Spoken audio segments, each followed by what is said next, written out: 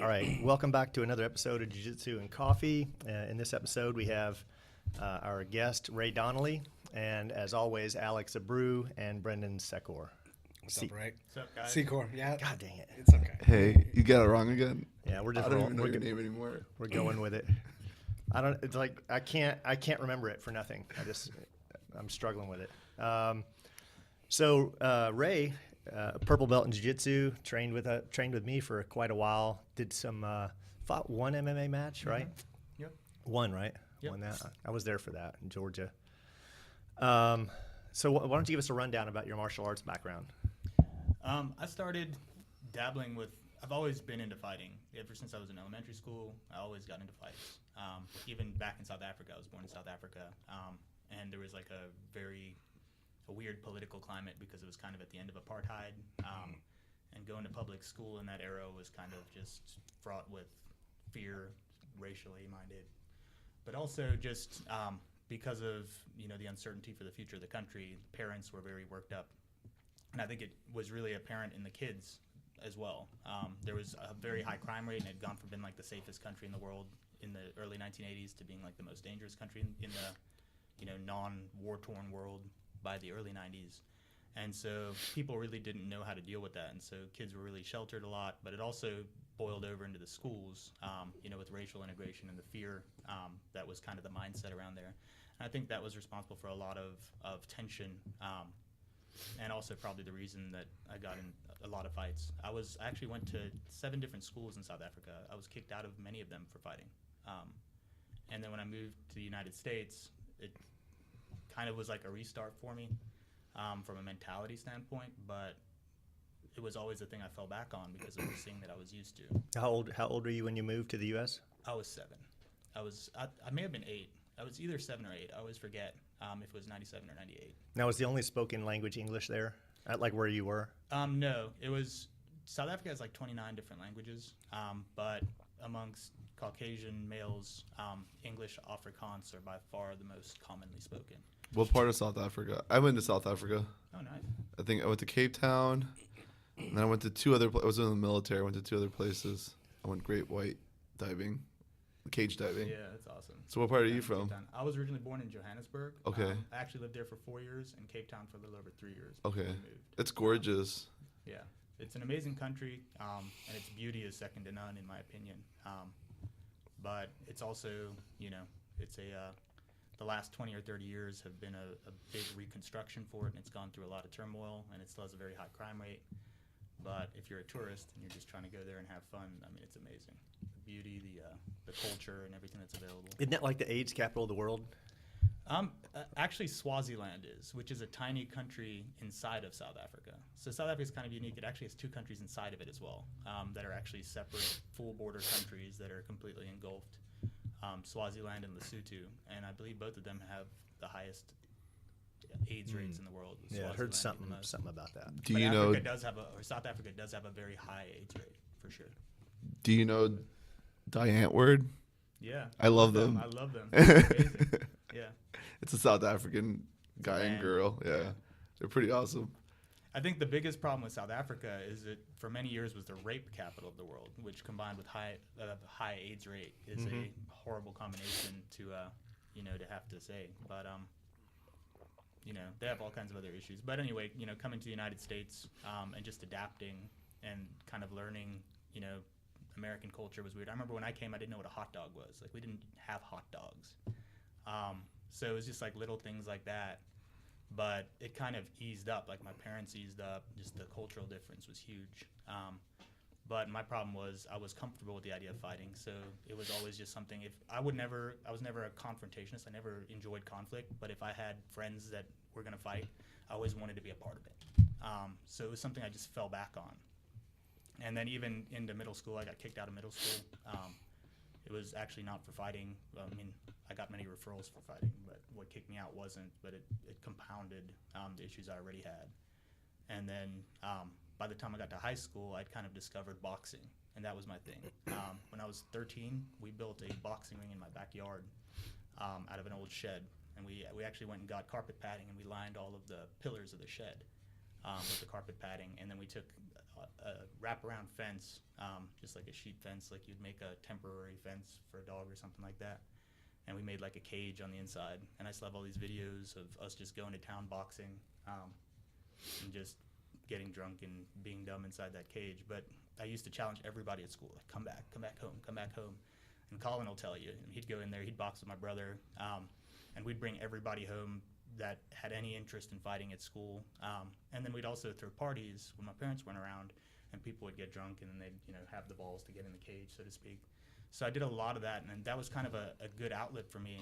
And one of the things that it taught me, number one, every now and then somebody would come over and they would beat my ass. Like, it'd be someone who'd done some Muay Thai or some actual training, and they would just completely just level me in 30 seconds or 40 seconds. And so it gave me an appreciation for what training could do. Because before then, if you've never been against someone who can kick your ass, you kind of have this ego where it's like, I did really good in school, I could knock everybody out, I was just more vicious or willing to engage. And going up against somebody with training kind of destroys that ego, and it makes you realize, like, maybe I should get into this, if I really enjoy it. And so that's what kind of brought me. I actually went to 2 classes at Bulldog Boxing. That was my first MMA training ever. And I had a friend, Travis, who brought me there. And I really liked it. I really fell in love with it. My parents wouldn't pay for it because my parents didn't agree with it, and I didn't have money. So it was a pain for me because you had to be on a subscription or you had to drop in with a $15 fee. And where I finally found a good home was at Jason's gym, where he'd let me pay as I went. And my buddy Tony, who actually came and trained with us, I don't know if you remember him back in the day, he got me into training there back in 2007. It was December of 2007. I took my first class there. And Jason's gym was a no-gi. It was an MMA, kind of like a 90s MMA-focused gym, because it was really his era where he had his kickboxing matches and his background. But it taught me jiu-jitsu from a beginner standpoint, and it taught me the value of grappling, which I had completely discounted. I still remember one of my first classes, I was in there with Kelly Keefe within my first 3 or 4 weeks. And he put me with her, and I'm like, she's like 105, 110 pounds, if you know Kelly Keefe. And she just completely demolished me with the guillotine twice. I mean, her arms were like little pipes on my throat. And I couldn't get in my head the idea of having to tap to a woman. It's just like, again, it was this ego that was like crushing. And I still looked at jiu-jitsu as like secondary. I was like, boxing's where it's at. The stand-up is where it's at. It's where I need to perfect my art.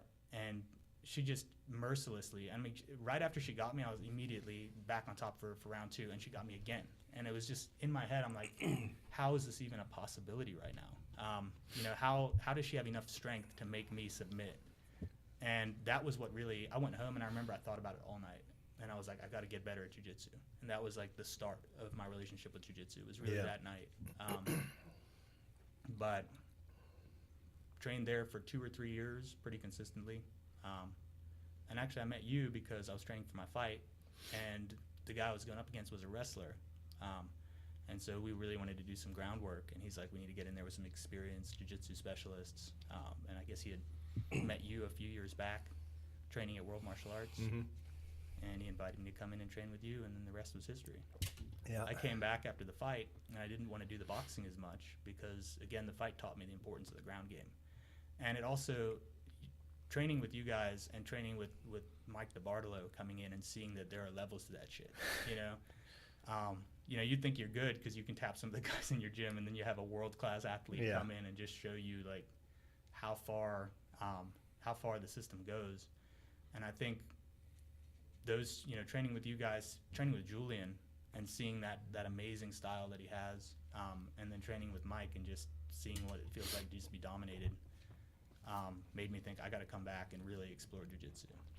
Yeah, I think Mike, for those who don't know, Mike was a D1 wrestler out of Iowa, and fought MMA here, and turned to jiu-jitsu, took his wrestling and started complementing. He trained with me for 3 years at WMA. Him and Kelly were over there with Chris Schmidt and Scott Edenfield and Alex Cook, and there was an early crew back then. That was like 2008, I think. And Yeah, he was a beast. Like that was the first time I felt that kind of pressure with Mike. Jesus, yeah. To this day, I think he's the best wrestler in Jacksonville. I don't think there's been anyone that could. Every once in a while, like a Jaguar linebacker would come in or something, because WMA had a pretty good reputation back then. And what was weird about him was he wasn't the biggest guy. I mean, he was big. He's 6'1", solid, probably 205, 210 pounds. I remember him being more like 5'11" or something, and I mean, 185. He could have even been less than what I'm thinking now. He was smaller than what you're thinking. But he was so strong. Mm-hmm. I mean, I've gone up against 265-pound guys who just, and I think it's the wrestling background more than anything. He knows how to apply pressure, right? Yeah. He's a wrestler. But he's also freakishly explosive. Like, he could yank me off my feet from like 7 or 8 feet away. We'd start. Yeah, his shot was. Yeah. He cleared so much distance. He'd pick me up and slam me unreal. on the wall by the time he had me down. Like, it's just insane to me how far he would carry me before he slammed me and how quickly it would happen. And I just see him do it over and over and over. Like, when you started with Mike, when we were training him for his fight, and we'd always start standing, we'd always be practicing the shot, and he would immediately just go for it. He knew we couldn't do anything. So it's like he didn't have any, he threw caution to the wind with every shot he took. I just remember being helpless. I actually went to train with him before I came back with you. I'd gone over to ATT because he was training at ATT, which was right down the street from Regent. I don't know if you remember. Yeah. No, I knew. Yeah. And so Jason was doing a BJJ class there because they didn't have a good BJJ coach, or a permanent one. So Michael would teach wrestling, and then I'd come in during Mike's class, do the wrestling with him, and then go train with Jason. And I trained also with Ludus when they were still at the old World Martial Arts building. Yeah. And that was just a nightmare. That was I quickly realized. So the S. de Bellator black belt wasn't for you. No, it really wasn't. But it also was a very high pressure environment, and it just wasn't. My intuition told me not to train there. I trained there for maybe 6 weeks, and I was going 2 to 3 times a week. And this was after my fight. Jason wasn't teaching anymore. He took like a sabbatical for 6 or 7 months. And I was just trying to stay active. I was looking around for places and everything like that. And I went back. I remember even with ATT, I forgot why I stopped going there. I think it was the inconsistency of the classes. Like, some nights we'd show up and there'd just be no one. Yep. And I kind of got demotivated again. And I sat like 2 months not doing anything through the holidays, and I was like, I got to get back into training. And the only gym that I'd had like a really positive experience with outside of Jason's, where I didn't have like, some or other negative thought about going, was your gym. I was like, those guys were great, and you kicked my ass when I was in there. And so it was just like, I told Jason, I was like, I'm going to Bobby's, and he said it was a great idea. And we just, from there, kind of. Yeah, that's cool. I still bring in Jason once in a while. I always ask him to come teach classes. He always has good stuff. Great, obviously, he did it his whole life. Yeah.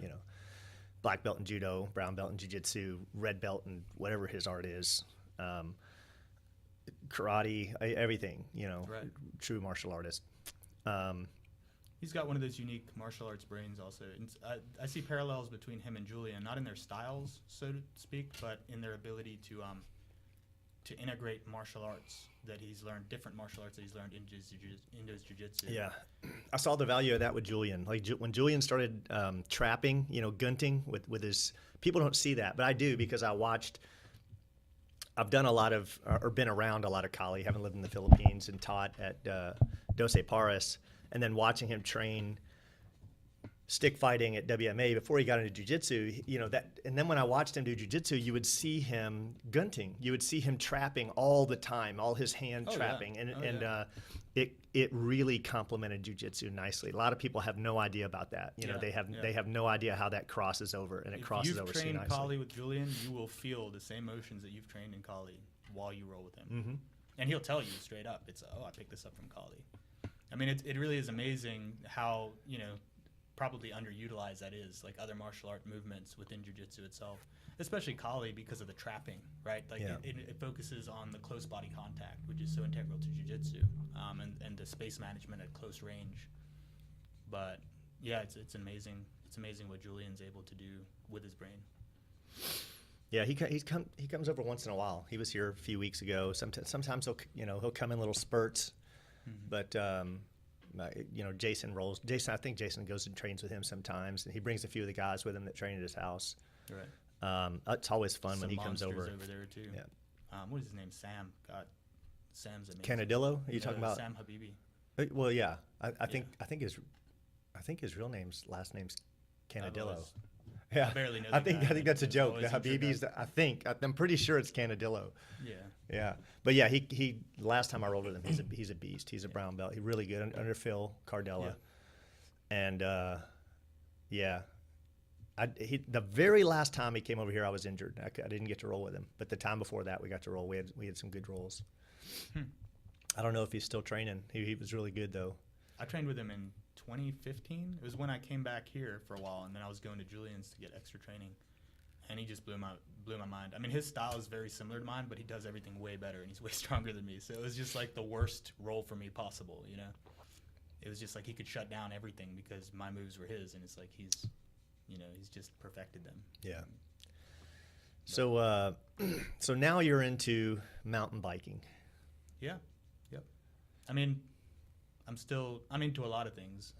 It's kind of like a horrible hobbyist so- mindset, but So I grew up riding BMX bikes, right? And it was a big, I wasn't great at it. I wasn't very good at it, but I was big into it, right? Right. You can still be big into something and suck at it. But I was decent at BMX bikes, and you took me mountain biking on basically a Out there at flat the swamp, yeah. flat ground, right? Yep. And it was the most Florida, exhausting we gotta earn thing our miles every single mile. I've ever done. My legs, that was the hardest thing I'd ever done on my legs ever. And I haven't done much with them, but Well, you did go out to the swamp, though. That's the hardest course in Holy North shit. Florida, pound for pound. And you made it through the whole course on your first time out there. I don't think I've ever taken anyone. I don't think I've been with a group out to the swamp unless they were like a freak athlete or just a cyclist in general and had them even complete the loop. You know, they I was usually give hurting. up. There ain't no doubt about it. I was Yeah. hurting. Oh, holy shit. That was, and just watching for you, it was effortless. You were on your second lap Yeah. and you came and found me. Right. And you were just effortless. Hey, follow me. And I'll show you the way back. Cause I got lost. I got lost. That place is fucking huge. Yeah. And I got lost It's out like there. jiu-jitsu, though. Like, you get more efficient with using your body. It's not just that your muscles condition. It's like when you're a white belt, you do everything with force, right? Yeah. And you don't even realize on a bike, like, how much you're, like, flexing and using your abs, especially on a mountain bike where you're getting over terrain or going over obstacles or climbing up hills. But so as you get better at kind of, just being comfortable on the bike again, it's amazing how much further you can go. I was gear changing too. Like that's like a Yeah, the science within timing, itself. the timing. Yeah. In Do you Florida, ride- that's not as well. In Florida, it's a bigger deal than most because you hit climbs more frequently and they disappear more frequently. So you go up a 50-foot hill, you go down 50-foot hill over and over and over. Whereas like North Carolina, you're going to spend 5 hours climbing and then 45 minutes descending the 5 hours you just climbed. But Do you ride Clifton, like with shoes? no, I don't. I'm a big proponent of flats. Yeah. And the only reason I don't have a good reason, all of my friends pretty much ride clip. I've got a few in the groups we ride with that don't ride clipped in. The only reason I don't feel the need to ride clipped in is I don't have an issue riding flats. Like Yeah. a lot of people are like, you go down rock gardens and you're bouncing on your pedals and everything like that. And I think if you really learn the technique and you really spend time on the bike and you deal with the fact that your shins are going to get cut up for a few times, Yeah, not having the clips, I feel like you get to the point where you really don't need them. And I'm not trying to win races, so like I'm not going for cups or anything like that. I'm not doing these Strava events where I'm like so concerned about every little second where the pedaling efficiency is a big deal for me. And so there's this, it's a stigma that the people who can ride without being clipped in are like cool, you're just wearing shoes. You're not having to connect yourself to the bike. You're casually getting on a bike like in BMX culture or, anything historically. And then you have guys like Sam Hill who are winning World Cups on their flats. So if there's no direct reason to benefit being clipped in, there's just no reason for me to do it. And then the other thing is it's horrible for your technique because people get relied. I don't know if you know what being clipped in is. Mm-hmm. You're actually clipping yourself to the pedals. So in order to get out, you have to twist or pull your feet at an angle. It just doesn't disconnect from the pedals. And what that allows you to do is instead of learning the proper way to bunny hop, you just pull the bike up every time you get air, right? Or every time you have an obstacle. And that's not a proper bunny hop. It's a completely different motion. It's using your legs in a much more taxing way than the proper form for bunny hop. So it allows people to get better quicker, but they're not learning the proper technique. And it's so, again, just being a casual rider, I'm more concerned about the technique than I am winning the race. So it just doesn't make sense to me. I got you. Well, I mean, I used to ride road, but on a mountain bike, I never got like the trek Right. road bikes. But I found that when I got clips and I was doing just road biking, that I was getting faster. I was having more power because you're pushing down and kind of pulling up on the pedal at the same time versus just pushing down the whole time. But I mean, they've done studies though, and the weird part is that there's actually like MTBR did a big one where they actually measured it. They measured the power output with clips and being clipless. And the big difference is if you have good technique, there's an almost zero differentiation. But again, if you ride flats and you're not applying the proper technique, if you're not pedaling in circular strokes, then there very well could be a difference. Whereas being clipped in, it kind of teaches you, it reinforces the mind state of pulling and pushing because it's much more apparent when you try to pull your foot off and you're able to pull that pedal, you know? yeah. So again, I just think it's not necessary. I don't really have a good reason. And I may one day be like, oh, I feel like riding clips, you know, like I'm not a purist either way. The reason why I bring it up is because when I first moved out here to Florida, I was mountain biking when I lived in Hawaii. When I was like looking for places to ride, and I went to Hanna Park, which is like That's right where down the I go, road, yeah. right? And they got some nice little trails, but I mean, there's some routes and stuff that you go over. And I remember being sketched out like a motherfucker. Who like, took me there? Did you take me there? Someone took me there riding once. Might not. Hanna It Park? wasn't me. Yeah, and it was fun. I enjoyed it, but I was just sketched out the whole time because I figured like I'm about to kill myself. That's what I because thought, I'm clipped too. in the whole time. You know what I mean? Yeah. So I'm just The first time I'm I a pussy rode, when I it comes to thought like the same that. thing. Like, I was blown away by how scary it was just even at Hanna because I live right next to it, so that's like my backyard trail. Oh, so you're right down the road. Oh yeah, I ride Hanna all the time, like multiple times a week. Yeah, he's got a couple bikes in his garage, brand new. What are they like? They look pretty. They're nothing too fancy. Cannondales or? No, they're not Cannondale. They're like Mongoose. Diamondback. No, I don't know. yeah. They look nice, disc brakes and all that. I'd like to get my. What do bike. you ride? 5010 Santa Cruz, I don't know what that is. I'm not that cool. I don't know, but full suspension mountain bike. Really? you go look at these bikes like at the performance bike place, man. Good My night. my You brother can get rides 10 pretty hard. He's in Miami and he has like a $6,000 bike. I'd say they're up to like I did- 10,000. I spent a little under $5 for mine. That's awesome. And that's not even a great bike. Yeah. That's like a mid-grade bike. Like you easily spend $7 or $8K for a high-end bike. And they rent these things out. I didn't know that. You can go rent these decked out bikes to go riding for a day, and it's cheap too. It's like $40 or something, right? That was that's for a hardtail at Open Road. But if you go down to Santos, which is our nearest like ride center, where they have like 70 plus miles of cool trails and like real features and a jump course and everything like 70 that. miles. It's a lot of miles. We should mix it up sometime. We should go do some Yeah. shit like that. We And should Santos, go. I'm game. Santos, you can rent Be the fun. bikes at the trailhead, so you don't need to worry about transporting them, right? Because Yeah, that's one of the that's a biggest sucky issues. You thing. got to That's have a a shitty bike thing. rack or a truck. Or a truck. Yeah. And you can rent a full suspension $5,000 bike for $70 to $80 a day, and really experience what it feels like to be on these feats of engineering that are the modern day mountain bikes. You know, you compare them even 2010 to now, and it's just Now, amazing. you just went. Where'd you just go mountain biking at? Where, like South America somewhere? Yeah, Bolivia in South America. Bolivia. And you felt safe the whole time. No problems. Like crime-wise, or Yeah, I mean, don't people get like absconded or abducted, you know, in like They- South yeah. America all the time? yeah, I went to Colombia back in 2008 when it was the most dangerous country in the Western Hemisphere, and they had just released. There was 4 people who were kidnapped. It was Ingrid Betancourt and 3 other journalists. And the customs official, when we came in, there was only one person at the airport who spoke, that we could tell spoke English, and it was a customs guy coming in. And he joked with us that we wanted to be the next 4 hostages. Oh, wow, and that's because nice. the only other people who were registered, I you don't had know to how funny that register is. with the U.S. Embassy at the time when you came in because of where it was. Like they made you do it. And the only other people that we could tell, even in the book that we registered, was missionaries. Like there were no tourists. I mean, I'm sure there were, like, but on our month where we had come in, there was just missionary groups. And I didn't feel unsafe. I lied. I did feel unsafe once when we rented a car and we went along the North Coast for like a week. We drove through the little towns and everything, and we were stopped by the police force there multiple times. And the first time we got stopped, we're driving down the road. It's a 2-lane road. You're going like 30 kilometers an hour because the roads are so bad. And all of a sudden, these masked guys just come into the middle of the road, and they're just wearing camo fatigues and they full face masks on. They look like robbers or terrorists. The FARC terrorist group at the time would have dressed exactly the same way if you look at any of the photos. And I just had this moment where I was like, oh shit, why did I do this? You question every decision you made for the excitement. Why did I plan this adventure vacation? And it turns out they were just the police, and they searched our whole car to see if we were transporting cocaine, because it was unusual to see a white family that was from America traveling in Colombia at the time. So you go with especially your out in the family, rural area. like your parents Yep, and- with my parents. And you bring a bike? No. This was in 2008. This was before the biking. I'm just talking about being unsafe. But the reason they wear the masks is because they don't want the rebels to know who they are, because they'll go after their families. Right, exactly. So they end up dressing just like the rebels, Yeah. to obscure who they are. And that was the only time I think I've ever felt. I mean, you go to South Africa, you'll feel less safe than you would go into Bolivia or anywhere, just because of the high security mindset there. You'll see huge signs, or huge fences. You'll see signs all over, armed response, this and that. And there's like it's weird. If you're in Johannesburg or even like a metropolitan area in Cape Town, there's tension in the air.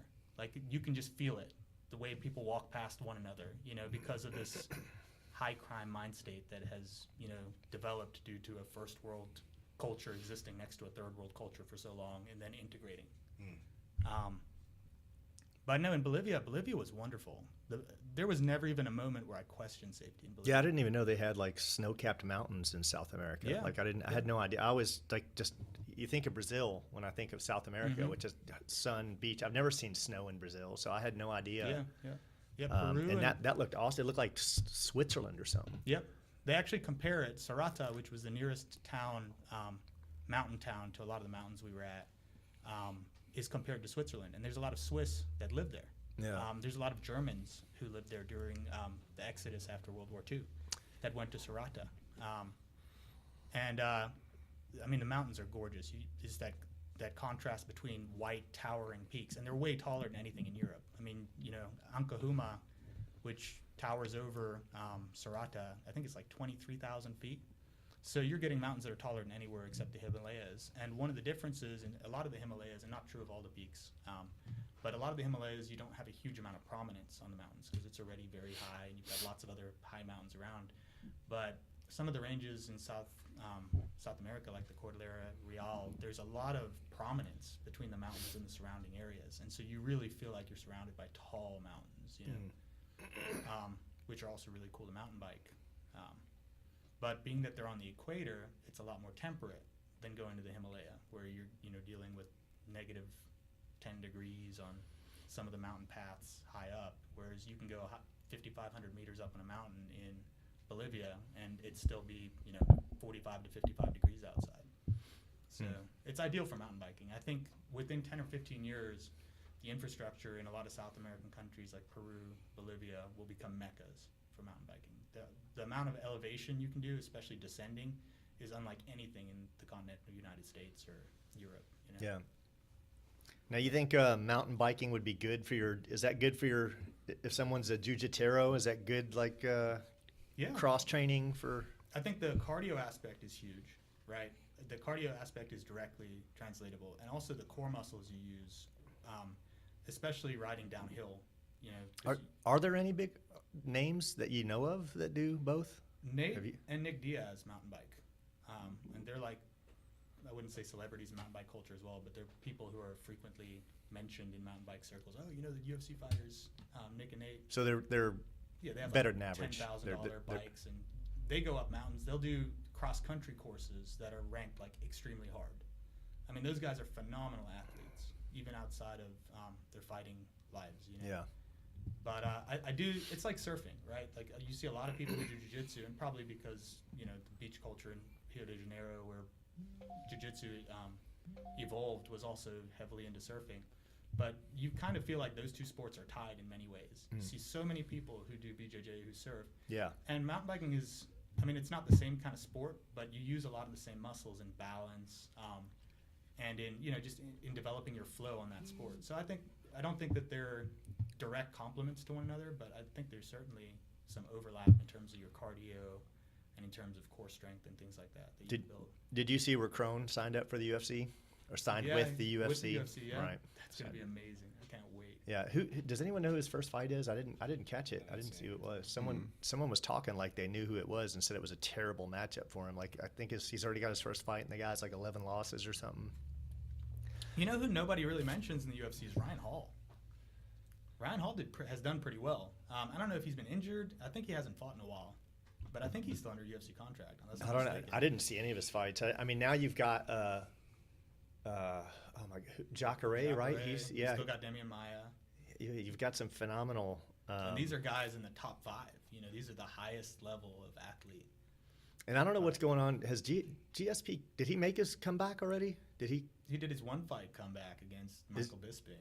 But Yeah, that's right. And is he supposed to? They've been talking about him fighting. He wanted to come down and fight Khabib. Conor, right? Or was it? Connor was a match to make, but I think the one that he needs for his legacy is Tyrone Woodley. He's got to beat another truly great champion. Tyrone, I think he's defended Slash athlete. 4 times, 5 times now, somewhere around there. He hasn't beat any. He beat Matt Hughes, who I think really a huge part of GSP's legacy is being the destroyer of Matt Hughes. But to be that truly huge, great champion, you've also got to be known as the guy who took out other huge champions. You know, your Sugar Ray Robinson taking out your Marvin Hagler and your Thomas Hearns. And GSP's taken out a lot of great guys, but he's taken out very few, like, legends. Yeah. Right? And then even his fight with Johnny Hendricks, I've watched that fight 5 times. Not once do I want to give that to GSP. And I was a huge GSP fan going into that. Like, I disliked Johnny Hendricks intensely. And, you know, I saw it the first time for him, and I've never changed my mind on it. So, to me, there's always that, like, stain on his record, you know, where he never answered that definitively. And you've got a guy in Tyrone Woodley who's very much like a superior version of Johnny Hendricks, but the same thing, the right hand power, right? And the wrestling background and the forward pressure. And so that's the ultimate test. If he beats Tyrone Woodley, in my mind, that undoes the Johnny Hendricks, and it gives him Tyrone Woodley. Did you see Matt Hughes and his on stage with like Dana White? Did you see him after the accident? Yeah, man. That's sad, man. There was like a documentary series that they made for him on His UFC. recovery? Yeah, his recovery in Fight I Pass. wanted to Oh see man, that. tearjerker, bro. Oh, man. Yeah, it kind of sucks. You know? Yeah. He got hit by a train. Yeah, he was like, I don't know, like driving down. Yeah, he got country road. T-boned in his truck, something like Yeah, that. he's driving his truck down the road and working. Like they were saying, he's like nonstop working. Like his wife's like He was a house renovator. That's why he quit the UFC and started, flipping houses. Yeah, looking down on his phone probably or something. Yeah. Not paying attention. Boom. Yeah. Damn. So, man, have you watched any good? Are you keeping up with any of the pro circuit, like jiu-jitsu pro circuit? Loosely. I've watched a few Kasai's. I've watched, what was the one I watched most recently? I have the UFC Fight Pass, and that actually has a lot of the jiu-jitsu tournaments on it as well. Yeah. So I watch whatever comes up on that. Like when I'm planning my weekend. Who else is? You know who else is going in the UFC is Gordon Ryan. Gordon Ryan. He is too, right? Gary Gordon Ryan. Tonon. I didn't know Gary. I know I Yeah. heard about Gordon Ryan, but He's also not- I who's don't that think dude he's that everyone going into hates? UFC. He's just been having a good MMA career at Tonon. Who's the guy everyone hates? When he got kicked out of the ring and won by. Oh, you're talking about Marcelo's guy, Matthias Denise. No, like a blonde-haired guy. He's in everything. Connor's kid? Connor's dude? No, I don't. God, I can't think of his name right now. Connor's guy's Matthias Denise. You know, everyone will that know his your- name when they hear it because he's like universally hated. He got like one dude. I can't think of his name. He's from South Florida. Define hated. You're not talking about AJ Agazarm. AJ Agazarm. Okay. I think everyone universally hates that dude. He is probably the most hated grappler in grappling. I don't know, man.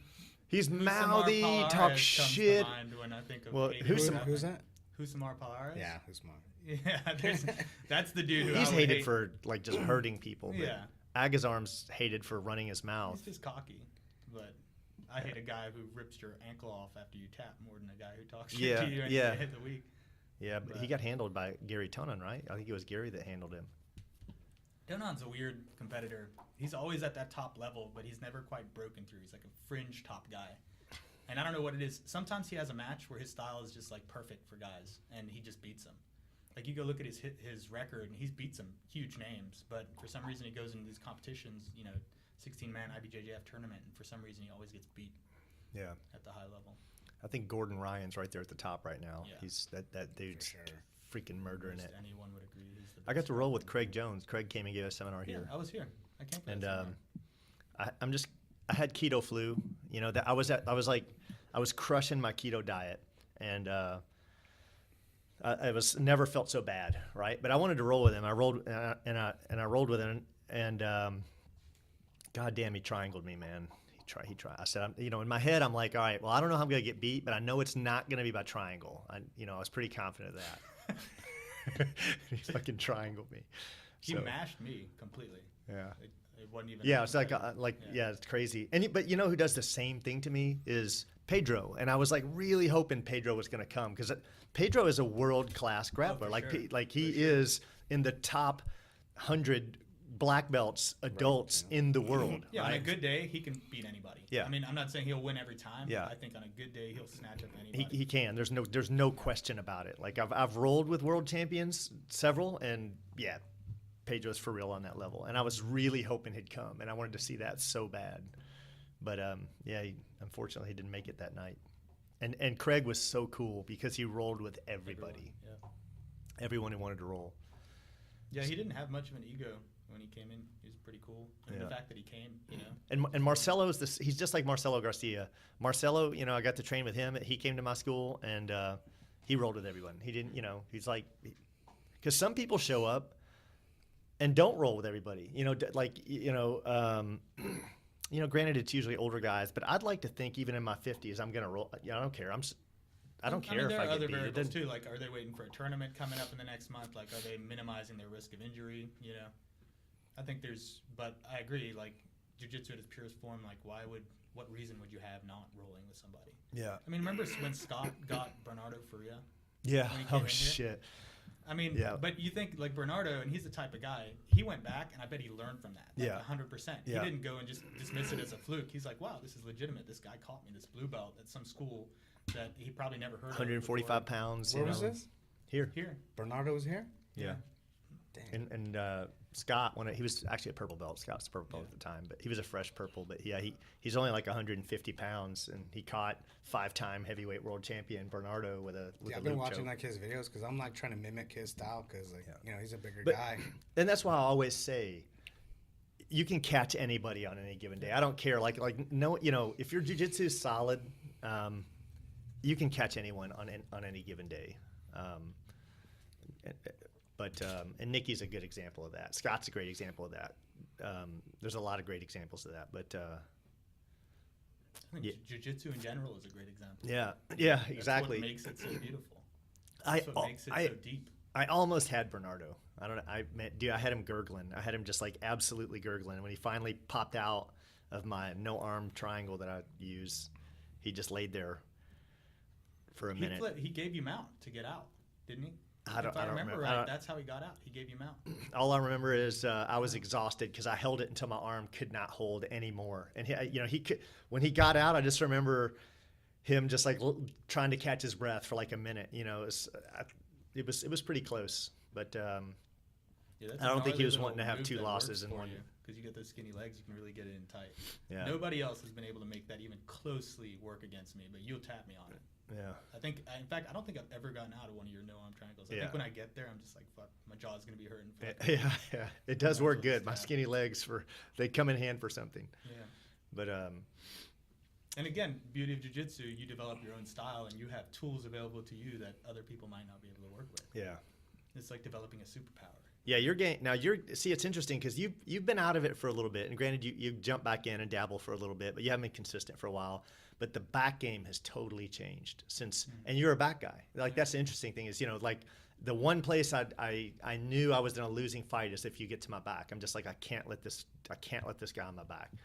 And now the back game, first like the first radical change was in where I saw it was with Hida and Henner. The triple threat system, where the side you didn't want to fall to on the back, you wanted to fall to, and they called that the weak side. And then the weak side became essentially the strong side. And that's a radical change. And you have to learn how to manipulate the arms and everything. And then Danaher just upped that like tenfold. He like that system. And now the back game is just devastating. If you have that knowledge now and you're on someone's back, holy shit, it's like it's a whole new world. It's completely different. Even when I was training, like what you saw with Berimbolo coming in, right? I mean, and that was like the first polarizing shift that I saw in jiu-jitsu. Like I'm sure it's happened through the 80s and 90s with everything that's come in. But it became Berimbolo. For like 2 or 3 years, every tournament was just Berimbolo versus guys trying to defend, and people were like, jiu-jitsu is becoming lame because people are just butt scooting and sitting on their ass. And then you saw the evolution, like people started learning how to deal with it and became not. Crone really, was a great example of that to me. Like nobody could berimbolo the guy, and then you saw it at its apex with the Mendez brothers, the Meows, and God, who is Cobrinha? I forget his name right now. Can't think of it. But the epic matches that they had. And what you saw is when they realized they would just neutralize each other going for the berimbolo, they had to develop like a different system, and they started developing these top attacks off of the berimbolo setups. Yeah. And then it kind of just evolved. It didn't evolve into like where Donaher and them picked it up. Obviously, he came up with a different system, but you saw the game evolve away from it. And it's still a tool that a lot of people use, and I think is, I think it's integral really to understand that, because it's such a huge, powerful system if you don't. Just like the leg attack systems that Donaher has if you're ignorant of the system, for sure you can capitalize on, and you can feel someone out and feel what they're ignorant of. Like I'm not a berimbolo master, but I did learn how to use it, and I feel when someone doesn't understand it, and I'm like, oh shit. Yeah, you'll use it. Welcome to the back, right? But yeah, you got me twice in a row. And he was pretty happy about it. Let everyone know. Yeah, I can get big guys with it once in a while. I was like, okay, I don't know what that is. But the first big evolution I saw from my training, like when I started training, there was just, there was no YouTube in end of 2002. At least if there was no jiu-jitsu on it. The only way to get new technique is if someone came into your school and showed it to you. Or you could order. Back then it was like VHS tapes were still in circulation. You could still actually buy because that's what people were buying, right? VHS tapes. So the first big thing to come in, like back then, it was like everyone was training what was on the Horian and Hoist beginner, intermediate, advanced. That's all we had. That was it, and you had to master that. And it was like that training was about mastering that. That's what it was about. It was about gaining mastery of the beginner, intermediate, advanced. And then lockdown came in, it's like, and some, like my teacher rejected it. Some people was like, fuck that shit. Somebody made that up. That's not a Gracie. You can't, that's right. Whack ass bullshit. Unless the Gracies put their stamp of approval on it, it's bullshit. It's not jiu-jitsu. And that, like, times have changed, Well, it's like 06, 07, I think it was, 06, 07, 08, Jeff Glover was destroying people with half guard. Yeah. And like the Gracies didn't seem to have a half guard system. They didn't. So all these Gracie school guys would come in there and they would get in this deep water with someone like Jeff Glover. That's the time I realized. So Jeff, deep half comes out, right? And that's the time people are starting to tinker with actually playing an offensive half guard from the bottom. Right. And I remember like asking Hoist, because I was a purple belt at the time, and I had literally no half guard offense from top, right? Or whatever you want to call that, defense, offense, arguably. But I remember going to Hoist and saying, hey, you've never really taught me any half guard. And he's like, just let them pass, decide, and then escape from there. Or what? I was like, it was interesting at the time, but yeah, they didn't, it just goes to show you jiu-jitsu evolved.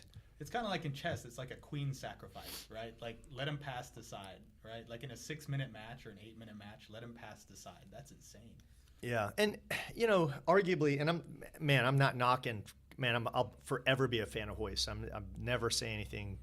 I didn't mean that to come out negatively, but my because the interesting thing about jiu-jitsu is even without modern jiu-jitsu, even if you're running on jiu-jitsu that's 1.0 code, from 1990, like or from 80s and 70s, like Hickson, but you've mastered it to such extent, and I think Hickson's the example of that. I think if Hickson were 35 years old and his peak physical specimen, I think he could hang with anyone's jiu-jitsu, just because. And you're saying 35 years old in today's world with the knowledge that he had, not with having trained any of today's jiu-jitsu? I think he'd hang. I do because it's about timing, and it's about understanding when someone's launching an attack. Like, you learn to feel things. Like, all the time, I feel things that I don't understand, and my jiu-jitsu is good. My timing and understanding is good enough to throw a wrench in something. Like you know what I'm saying? Like that's a very real factor. Is that it's like Pedro. You know, Pedro has very little understanding of the leg game. I mean, he does not have an interest in it. Right. But he's not going to let you get near his legs. Right. And you're not going to get near his guys legs. like Colin there to keep him on his guard. That are really good leg attackers. You know, Colin's one of the best in Jacksonville, in my opinion. And Colin has a sensitivity that nobody else has. It's like Colin, I don't even think, and I may be wrong, I haven't trained with Colin in a very long time, but Colin develops his own systems. He doesn't go get a Danaher DVD and adapt Danaher's. And you don't have to. Right. He has his own, he has incredible core strength, and his build allows him to get underneath you like a trap door. And when he does, he has so many paths to your ankles, so many paths to that knee bar. I mean, it's amazing. You can't really train for him, you know, because he has his own system. That's the beauty. Like, he goes against, I saw a video of him recently at a tournament where a guy went for the heel hook on him, and Colin, like, smirked at the guy as he reversed the heel hook. Like, dude, I've been here so many times. You don't know what you're, you know, the guy was following his system, and Colin deviated from that and capitalized. And, because that's beautiful to watch. But here's the thing about Colin, and I talk about Colin a lot. I always use him. He's a great example. His jiu-jitsu is phenomenal. He doesn't study Eddie's system, right? But Eddie has his legs and his height. Like Colin is essentially Eddie. I mean, Eddie, what Colin can do with his legs, what Eddie can do with his legs, Colin can do with his legs. And the difference is Eddie's 20 years more evolved than Colin. If Colin were to take the time just to study a little bit of Eddie's game, he would learn things like that he might learn 5 or 10 years from now, because Eddie has already been there and already done it. He can take, and I think study is definitely important at the end of the day. Yeah, it's like Bruce Lee says, you know, you learn everything you can and keep what works for you. But and Colin is out there figuring shit out on his own. But like, if I were Colin, I don't consider it like disloyal, right? Like, I'm loyal to Luis's system. I'll represent Luis till the day I die, and I don't think it's disloyal to go out and look at other people's jiu-jitsu, right? I disagree. You know, like, some people kind of feel like that's disloyal. You know, it's like, I feel like the odd man out, because we're leg attackers in this. Like, we are solid leg attackers, and that's, if you look at I don't know of any of Luis's other schools that have embraced that system like we have, right? And I think the problem is differentiating loyalty to a gym versus loyalty to a style of jiu-jitsu. And I think, you know, you can be loyal to a gym without being loyal to a style. Like, you can say, okay, our gym, everybody are smash passers. Well, that's dumb. Like, you need people with varied games in your gym. And especially, like, leg locks are so controversial. I've never understood. I mean, we did leg locks at Jason's like it was going out of fashion. It's where Colin started learning how to do leg locks, you know? And so, like, coming into the BJJ and the gi culture and learning about leg locks having this, like, taboo was, like, bizarre for me. It's like, why would you take out a chunk of jiu-jitsu? And so some people are loyal to, like, you know, old school Gracie jiu-jitsu where they shunned leg locks. And correct me if I'm wrong, but I think even the Gracies in, like, the 60s and 70s would go up against, like, Oswaldo Fada and get leg locked. And it's like, how did they not adapt, right? Like, how was the mentality, no, we're just going to keep these out of our system because they're dirty or inferior in some way, when you're getting beat using them, right? And so, like, I mean, when it comes down to it, gym loyalty is so important to me in my mind, you know, because first of all, you have to respect the people who help you grow as a person. The jiu-jitsu belongs to you. It's your jiu-jitsu.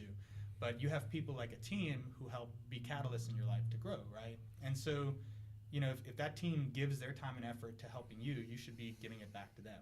But the idea that the style or, you know, the technique, like gyms who hold on to techniques so they can be successful in competition for longer or whatever, it's so silly. Jiu-jitsu is everybody's, right?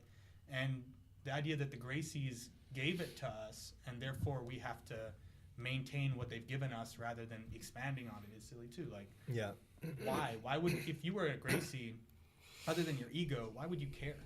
Why would you care if the sport evolved or not? Wouldn't you want to see it grow? Income. To the most beautiful thing? Right. Yeah. Right. It's but yeah, I believe in embracing all systems for sure, because, like, there are things like my body works well with a lot of Eddie's stuff. Not all, but a lot. And I would definitely say it improved my game. I do my best to master Eddie's system. Like I still study it. I probably study it more than I study anything, which is weird. You know, I'm not affiliated with Eddie. I'm not. I haven't even I met the guy, but I do admire what he did. Like you can look at it and see that, hey, a lot of this stuff works. Right.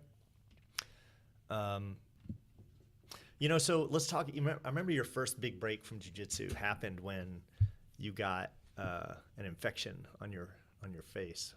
Remember the? That was my second big break. Well, yeah, I guess that was my second like complete you got ringworm jiu-jitsu abstinence. Yeah.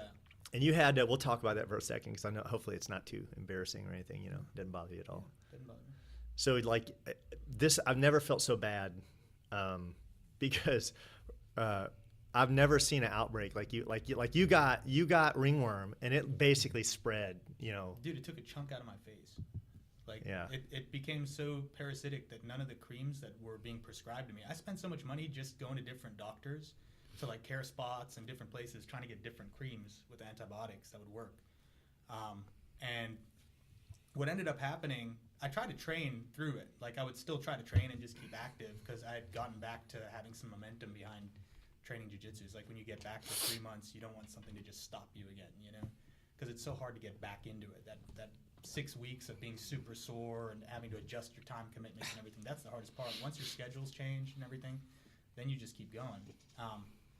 But something happened where I was putting on so much cream that it was actually smothering the pores on the skin around the ringworm, and I started getting zits there.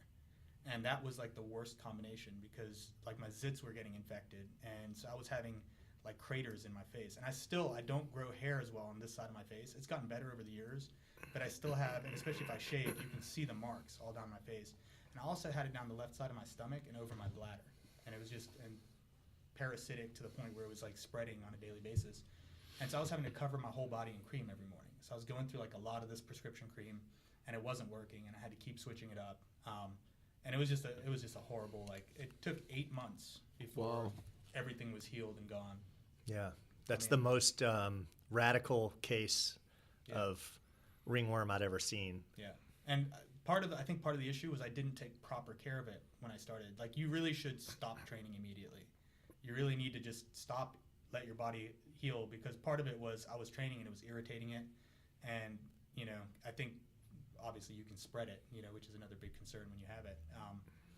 But I had people who were still willing to train with me, and still being like, "Oh, dude, don't worry about it. We'll just train," you know. And I was just so excited to be back in jiu-jitsu that it's like I forced myself to do it. I think that was really the problem because the creams did help me, but I wasn't religious enough in putting them on. And by the time I started like realizing this is a problem, the ringworm had become immune to the antibiotic in the cream because it had been so long. Yeah. That I'd gone on and off putting it in. So how did you eventually? I can't remember what was the eventual. I used iodine. All of the creams didn't work. I went online and I found out that when like cattle and horses get ringworm, that they just douse them in iodine. And iodine is acutely toxic to humans, so you don't want to put like a lot. I don't think you can die from it or anything, but you can still get sick from it if you use like a lot of it. And it also sucks because it stains anything it touches. I don't know if you've ever like tried to put iodine in on the sink or something. If it touches your sink, that tile is stained. It just seeps into every pore and every rock and just stays there. So you got to be super careful. So I was going outside to apply iodine, and it'll stain your clothes. So I'm like walking in my backyard naked to go apply iodine in the mornings, like because I didn't want to ruin all my. So clothes. iodine's always like even for someone first time getting it, iodine's good. That's a good. Dude, it will nuke.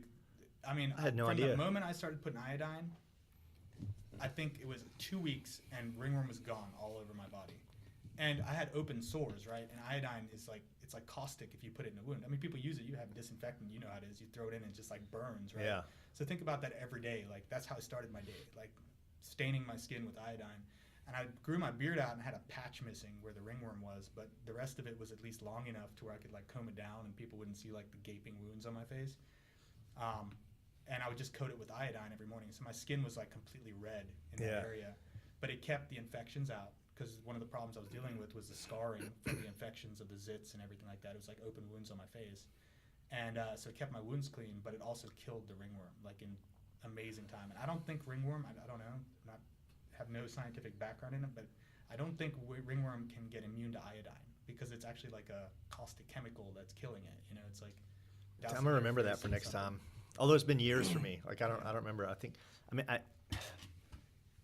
Did you get it from me? I can't remember. Like, I was doing privates with Pedro in the morning. I don't know if I got it from him, but those are the only two places I was training. I was doing privates with him in the morning, and I don't know if maybe like they hadn't cleaned the gym from the nights before. Again, I'm not saying I got it at Louise's, but those were the two places I was training at Pedro's and here. And then after I got ringworm, I started training over at Julian's again. But I know I had it by the time I'd gone there, so I know I didn't get it there. But you know, we had when I started training, the end of 2002, we had a place. The school I was training at had canvas mats, if you can imagine. Oof. It was, and you can't mop canvas mats. Right. And these were years old mats, and they had no air conditioning. In the dead of summer, it'd be 110 degrees in there. It would all be within 15, 20 minutes of training. Everyone would be drenched. You could wring your gi, right? And ringworm was so regular. Everyone got ringworm. Everyone. You'd even get it in your eyes because people would be dripping their sweat in your eyes. Like, it was such a regular occurrence, and there's nothing you could do because it's just the mats were just crawling with germs. You imagine it's just soaking up everyone's mixture of concoction of sweat, and there's nothing you can do to clean it, right? Sounds disgusting. Yeah, it was disgusting, but that's what we had. That's what we had to work with. You know, that was the first school we had in Jacksonville. It was really eye-opening to me, like just having it. It was a learning experience. You know how important it is because I've always been the guy who gets the injury. I don't put a Band-Aid on. I never go to the doctor for anything. You know, I'm just like, oh, my body will get better. I'll stay healthy, stay active. I'll get better, and it definitely wasn't getting better. You know, and you just learn like it can become something very serious. It's like staph would have probably killed me if I'd have neglected it as long as I did the ringworm. You know. But, I trained with someone who had staph once. I'm not going to throw their name under the bus, but he told me it was a spider bite. You know, I'm training with the guy, and he says, no, it's a spider bite, you know, because it's like there's a hole, and it looks like a plug fell out. It was like the weirdest thing in the world. Like, just like someone chunks out your flesh like a whole inch deep. Yeah. And we rolled, you know, he taped it up and whatnot, and I didn't know. He goes, oh, I got bit by a black widow. And, you know, like 3 months later, we're rolling. He goes like, dude, that was actually staph. You know, he's like laughing about it. Yeah, I know. Like, I'm like, no, it's not actually that funny. But some people, man. Yeah. So, any intentions to come back to the world of jiu-jitsu one day? Yeah, I definitely don't think. I think about it all the time. Like even at the beginning of this year, Angela and I came for 11 weeks, and we did that 11 weeks, and it was great. We went on vacation. I had work piled up from vacation. I was like, look, we came to the seminar when we came back. I was like, got to make it to that seminar. Got to start my mindset back in jiu-jitsu as soon as I came back. And I was just so piled up for work. It took me like 2 to 3 weeks to get out from under it. And every night I was working like an additional 3 hours. Yeah. And so I was just like, okay, let me just get my work caught up, and then I'll get back to jiu-jitsu. And it just never, you get yourself in a negative cycle. I mean, it's an excuse. Like you said, like I've said before, if you really want to do something, you make time to do it. Yeah. You know? But it is hard sometimes to make time to do things when you're at an office for 12 hours sitting down, using your brain on 3 different phone calls, and, you know, you come out and you're just exhausted, right? Yep. And then also where I live is not close to the gym, so it's not like I can just, you know, it's a 45-minute trip round. So if I get off at 6:30 and then I, you know, come here and I'm out at 9:30, I'm home at like 10, and then I usually have like another hour of work or planning the day for the guys the next day or whatever it may be. See, I think the mentality is, I remember us talking about this, and you said that you don't want to do anything you can't be committed to, the best at. Well, and not even that, just regular, right? Like the argument, and it's a legitimate argument, is even if you came one time a week, it's better than none, right? Yeah. Like you're developing, your game isn't regressing as much, or, you know, maybe not even regressing at all. It's just not developing as fast anymore. And that's the truth. When it comes down to it, it's absolutely true. There are definitely 1 or 2 nights a week. I mean, I could come on a Saturday morning. I don't do anything usually on Saturday mornings. You know, it's like my rest, right? And if I was fully committed to it, I could just still make it 1 or 2 days a week. There's no excuse there. It's 100%. I think you grow even. I personally think you still grow. Obviously not at the same speed, but even at 1 day a week, like I've seen guys take a year, 2 years off and come back and be right where they were when they left. You're still going to be a purple belt. You haven't regressed to a blue belt, no matter, granted you are going to be rusty. There's going to be some rust to knock off, but you're going to move the same way you moved, I don't have an ego issue with coming back so much. I used to be like that 100%, where it's like if I can't commit to something, I can't do it. But I don't commit to mountain biking 5 or 6 times a week, right? I'm not like competing, and I still really enjoy it as an activity. So I don't have that block in my head. It's really just being tired as hell and still having the motivation to come to jiu-jitsu. Yeah. And it's just, you've got to, when you have that kind of a situation in life, you've got to really want something to keep doing it, right? Like it's got to be like your focus in life or something that really, really motivates you. And I think I just need to find that again. And it's like earlier this year before vacation, once you've been past that 6-week or so cycle, it's like I was watching videos in all my free time again. It catches like fire, and then you stay with it. And I just need to be better. I need to be better about not breaking those cycles when I get started, and not having the hobbyist mind state of now I'm going to be obsessed with something else for 3 months or whatever it is. Yeah, I can honestly say I'm okay. I'm okay with tapping nowadays. Like it used to be a big deal to me. It used to really be a big deal to me to get tapped out. You feel like you lose respect. You feel like, but you're raising snakes, right? And you're going to get bit. And if you're teaching good jiu-jitsu, they're going to catch you. And now I don't. With someone for a long period of time, he's going to catch you. Yeah. Right. Like you just got to give that up immediately. Like one day the guy's going to figure your game out. Yeah. Right. Jiu-jitsu doesn't lie. You can't roll with someone and hide your game. Yeah. It's like you're going to get figured out. Yeah. It's like Colin. I think I tapped him 1,000 times when he started him out because I had experience and he didn't. And one day I couldn't tap him anymore. Yeah. And it's like I had to get over that ego block mentally. It's like, wow, this guy he figured me out, and then he had answers for me I couldn't deal with. Yep. But it's kind of freedom in a way too, coming back, because I don't expect to be better than people anymore, right? Like I know I'm going to come in and get smashed. I bet the next time I grapple with Jason, he's going to be on another level from when I came back. And I was barely able to keep up with him the last time I came back. And it's just that inevitable progression is kind of freedom because in a way I can come back and everybody's going to be better than me. Now I can advance a lot faster because I have people who are constantly teaching me things, right? So there's no reason not to come back. I will come back. Yeah, it's pretty it's pretty humbling. I'm cool with it today. Today I don't lose sleep. I used to lose sleep. I remember when I used to get tapped out and I was a purple belt and brown belt, I'd be like, man, I just sit and think about, God, I can't believe I let that happen. I can't, but today I'm just like, it doesn't bother me. Yeah, what's the long-term goal of your jiu-jitsu in your life? Is it to cause you anguish or to make you happy? Yeah, you have to look at it the right way. You just have to, but there's so many people out there that are known, like for example, Hickson, known to be arguably the greatest grappler of all time, certainly in his time. I've never heard of anyone claim to have tapped him, right? But look at the price you pay for that. The price you pay is eight ruptured discs in your back, and you can barely stand. So like, is it today? I tap like the moment I'm like, oh shit, tap. I'm like, but I'm good to go again. Now I can seek revenge, right? So, it's not worth it to me to have that flawless record.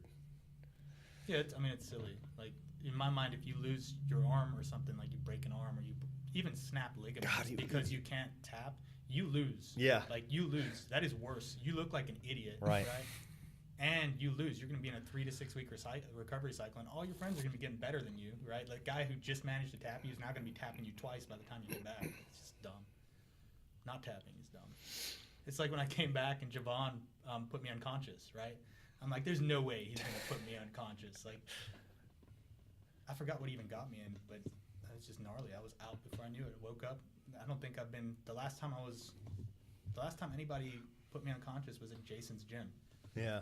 And I'm like, I got to get rid of my ego immediately. I don't remember the last time I was unconscious. Have you guys remember me ever? I've never seen I've never seen anyone had go anyone? unconscious there.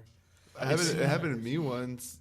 Did really? Well, it was the morning class, and we were going over this new movie song. Google me and Jason. Well, it was from blood. Like I felt fine. I was breathing normal, and then it's like the second he let go, I fell asleep. Like he had let go. It was like that perfect timing, and I woke up. It was really quick, Yeah. but yeah. I'm not like, and I was talking to someone about this. Like, I'll immediately tap as fast as I can from an armbar, from joint manipulation, and from breathing if I can't breathe. But if I can breathe and things are going black, like I'm not scared to fall asleep from a blood choke. I don't care. Yeah, I do remember the last time though. I don't remember when it was. I just remember the feeling. I just remember that feeling like when you're coming to and you don't know where the hell you are. You're just like, the fuck is going on? You kind of relive your whole day the second you come back. You know what I mean? Like, you've got to remember, when you come back, you feel like you're waking up in like the hospital or something. Yeah. And then you're looking around and you're like, what the hell am I? How and then did I it's like get here? catching up with you, Yeah. like everything right up to the moment before you went on. And you're hearing people going, "Hey, are you okay, Yeah. man? Are you all right?" You're like, "What happened?" It's definitely something everyone should go through. Yeah. But I've made up my mind, and I've never taken a break from jiu-jitsu. Like, the only thing that's ever made me take a break has been a serious injury. Like, if I had to have something that honestly wouldn't let me train. And I think I'll be that way till the day I die. I'll always, I see, like, at a worst case scenario, doing 2 days a week at a work, like, even if my body just can't, and it's happening now, like, my body can't recuperate from one day to the next. And like you, so I do IT 8 to 5, Right. and every day I get up and I troubleshoot problems, and my brain's racked, right? Because you know how it is in IT, right? And then I step out right after that and start teaching, and your brain's just not firing. See, I think, and I mean, it's probably closer to how things were for you at SmartStream, especially when y'all were growing. Like, the problem isn't the 8 to 5 stuff just wearing me out. It's the stuff that if I don't do it when I get home, piles up my next day, and then makes me have to stay 8 to 7, right? Yep. So I go home and I do my own accounting. Like, I just have and I'm only now getting to the point growth-wise where I can start outsourcing a lot more of this stuff and still be feasible monetarily for me, right? But I create a lot of extra stress around my work schedule based on my work schedule. And it's the management of other people also, making sure other people are on task and everything, that keeps me up at night. And so that's where, like, a lot of my stress comes from. Not just the fact that I'm on like 2 or 3 different phone calls some days for 8 to 10 hours, figuring issues out, you know. But when it comes down to it, it's you have a great mindset. Like, your mindset is true. You know what you want in life, right? You know that jiu-jitsu has given you more than probably any other thing you've done in your life. And you're able to stay true to it. I have this hobbyist mindset. Like, I get into things and I get obsessive about them. And it might be a year, it might be a few months or whatever. And then I have, like, something else great comes. And for me, like, it's weird because when you got me into IT, you know, from a business perspective, that became as much of a passion to me as jiu-jitsu. Yeah. I was spending all night, like, I was reading Exchange admin, I was watching CBT nuggets on Exchange administration and everything within the Windows Server ecosystem, and even Linux and Apache. You know, I wanted to be like this great person. And there's also, like I said, I was in debt at the time. So I was making enough money to pay off my debt. And I was like, this is what I need to dedicate my time to now. And I had so many, like, discussions in my head, like, man, my jiu-jitsu suffering. Because I went from 6 days a week to 4 days a week. And then over 6 months, it was like 3 days a week. And like, I realized that was happening, and IT was taking more of my time. But my argument was, you know, I'm 23, I need to get a career, I don't have a college degree, and I'm good at this, so let me spend some time with this. Yeah. And the problem is, just like any other thing that, you know, doesn't have a long-term benefit in your life mentally, it's like you get burnt out doing that. You get so burnt out just doing that day in, day out. That's why I've been traveling. It's why I got into the mountain biking, because the nature is such a parallel from being in front of a screen, you know. Being able to disconnect is so important. But it gets so hard when you go on vacation and you disconnect up in the mountains, you know, and all you have all day is your heart beating and the sounds of nature, and you get to feel your interaction with the natural world. And then you go back to sitting behind 3 big-ass monitors that at one point you were proud to buy, and now they're just like these obelisks of misery, right? Like, and so it becomes harder to integrate, and you get more and more burnt out throughout the years. And so I completely understand, like, your perspective now. I'm 24 years into IT, and I hate it. So I hate it, but hell, 8 years ago you were like, I hate it. oh yeah, now it's like, you were like, I'll pay you whatever you want. Just take this worry off my shoulders. But the money is so good. You know, it's like, I mean, the money is really good, and like, I'm at a point, I'm at a point in my career where I don't have to leave my house. Like I can get I work from remote, right? So I don't have to get up and deal with traffic. Those are 2 hours I gained back in my life. I can take a leisurely lunch and go out and sit, so it's a hard trade-off. It's like I hate, you hear Joe Rogan and different people out there, live your movie, right? I'm definitely not living my movie. I'm living someone else's movie. But it's hard, it's hard to say no to that.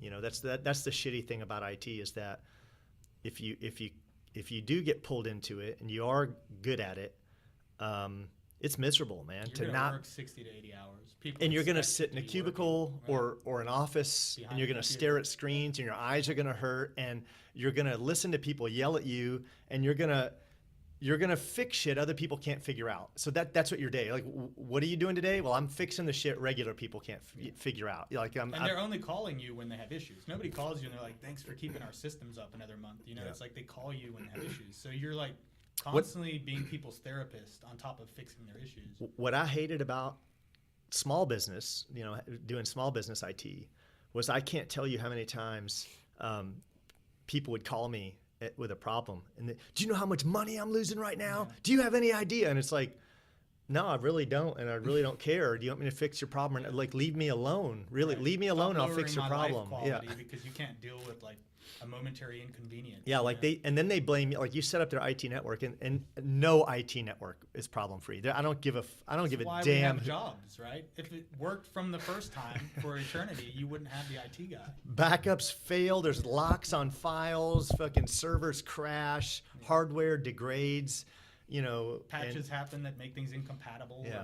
And then they blame you, right? They blame you for it not being perfect. They want it set up, and they don't ever want to pay for it again. They paid for 2 hours 6 months ago, so why is this issue happening today? Yeah. It's so frustrating. And that's why I said, so the cool thing about it's definitely easier than having done small business for years. You have defined responsibilities. Yeah, and honestly, my managers deal with the customers, right? Like, I have my job. Tickets come in. I don't really deal with end users very much anymore, especially dealing with Hyper-V. I deal with other server guys, right? So, like, a little bit different today.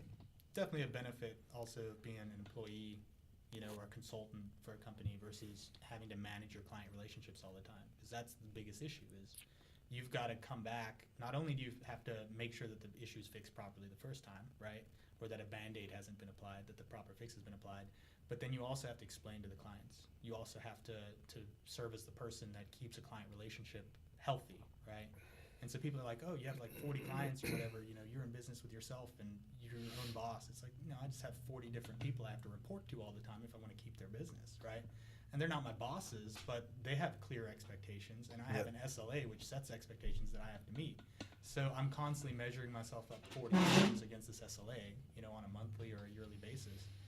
And just keeping that straight is huge. I lose sleep over that sometimes, especially in healthcare. It's like a breach is career suicide, in IT. Yep, I remember those days. But all right, so let's should we delve into any conspiracy stuff? It's like half the show. God damn it. So let me ask you: Are you into any any non-mainstream beliefs? Do you have any non-mainstream beliefs? Like I'm big time into. I believe in believing what I can prove. If I can't prove it, I don't believe it, right? And there's reason not to. I can't prove the Earth is round. I can't. I've tried. I tried. I went out there and tried to prove it was round for someone I cared about, and I used to believe it was round. And now I don't necessarily believe it's round. I lean to it being flat. I'm more confident that it's flat. Like if I had to put a bet on it, one way or the other, I'm going to bet it's flat. And just don't build a rocket and get in it and fly up. There's a guy I saw on Tosh.0 that he's a flat earther. Yeah. He built a rocket and shot him. You saw that one? Yeah, I saw several. Yeah. Dude, I climbed a mountain 3 weeks ago and I saw the curvature of the Earth from the mountain. But you can't. But so science tells you that you can't see science tells you that if you can't, so if we were to pull it up right now, scientifically, they say you cannot see the curve. Actually, you can pull up video from the Himalayas from the very top where people have summited, and they do a pano, and it's perfectly flat. And people believe that. Like, people go, well, I see the curve from an airplane. I've been in an airplane. Science will tell you that you can't even see it from. You can even see like objects disappearing into horizon. They sink instead of just becoming smaller. No, they don't. No, they don't. I've seen it. Like, he's seen it himself. Yeah, I know that's what everyone says. I've been in the until middle of you the research ocean. it. It doesn't look like they say it Why is. can't you see Europe with a telescope? Because of atmospheric magnification, and which is there's haze, right? And haze is amplified and amplified and amplified. Like, the farther you get away from it, you can only see so far because of atmosphere, right? Atmosphere itself. Our Earth has an atmosphere, and it's like a dull lens. And imagine the farther you go away, you have more of these dull lenses, and eventually, but you can see stars. yeah. Well, Is that different? it is different see because planets? it's only like 90 miles to space or something, whatever it is. You're trying to see hundreds and thousands of miles sideways, and it's different because when you go up, you're seeing outside of the atmosphere. It's clear outside of our atmosphere. But here's the thing: if you were to start, since we're talking about this, and you say that, and I had all these. I would have never thought I'd be a flat earther. I would have never ever thought about it. But until you actually know, like, here's the thing: people go, "Well, I'm educated on it." Are you? Well, how much curve is there? Tell me how much. Nobody knows. Well, science says it's 8 inches per mile squared.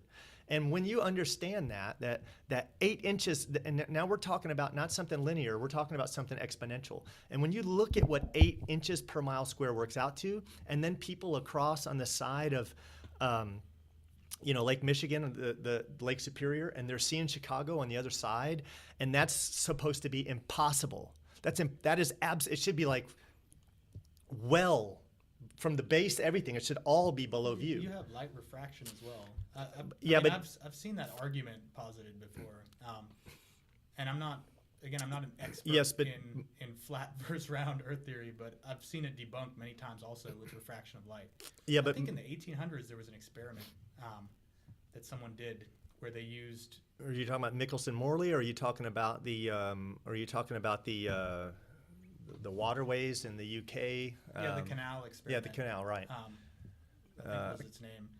And there was like I'll pay you $500 if you can disprove. He won that. He won that argument. They actually went to court. Like, they went to court. He won. He lost the argument. The referee agreed with the guy who said the Earth is round and said, I clearly see that the Earth is round. He took the guy who initiated the argument to court, and he won he won a case saying that the guy who disproved my argument is not a qualified scientific, doesn't have the qualified scientific background to disprove, and so what he says isn't true. And then he proceeded, if I remember right, to harass the guy who won the argument for the rest of his life.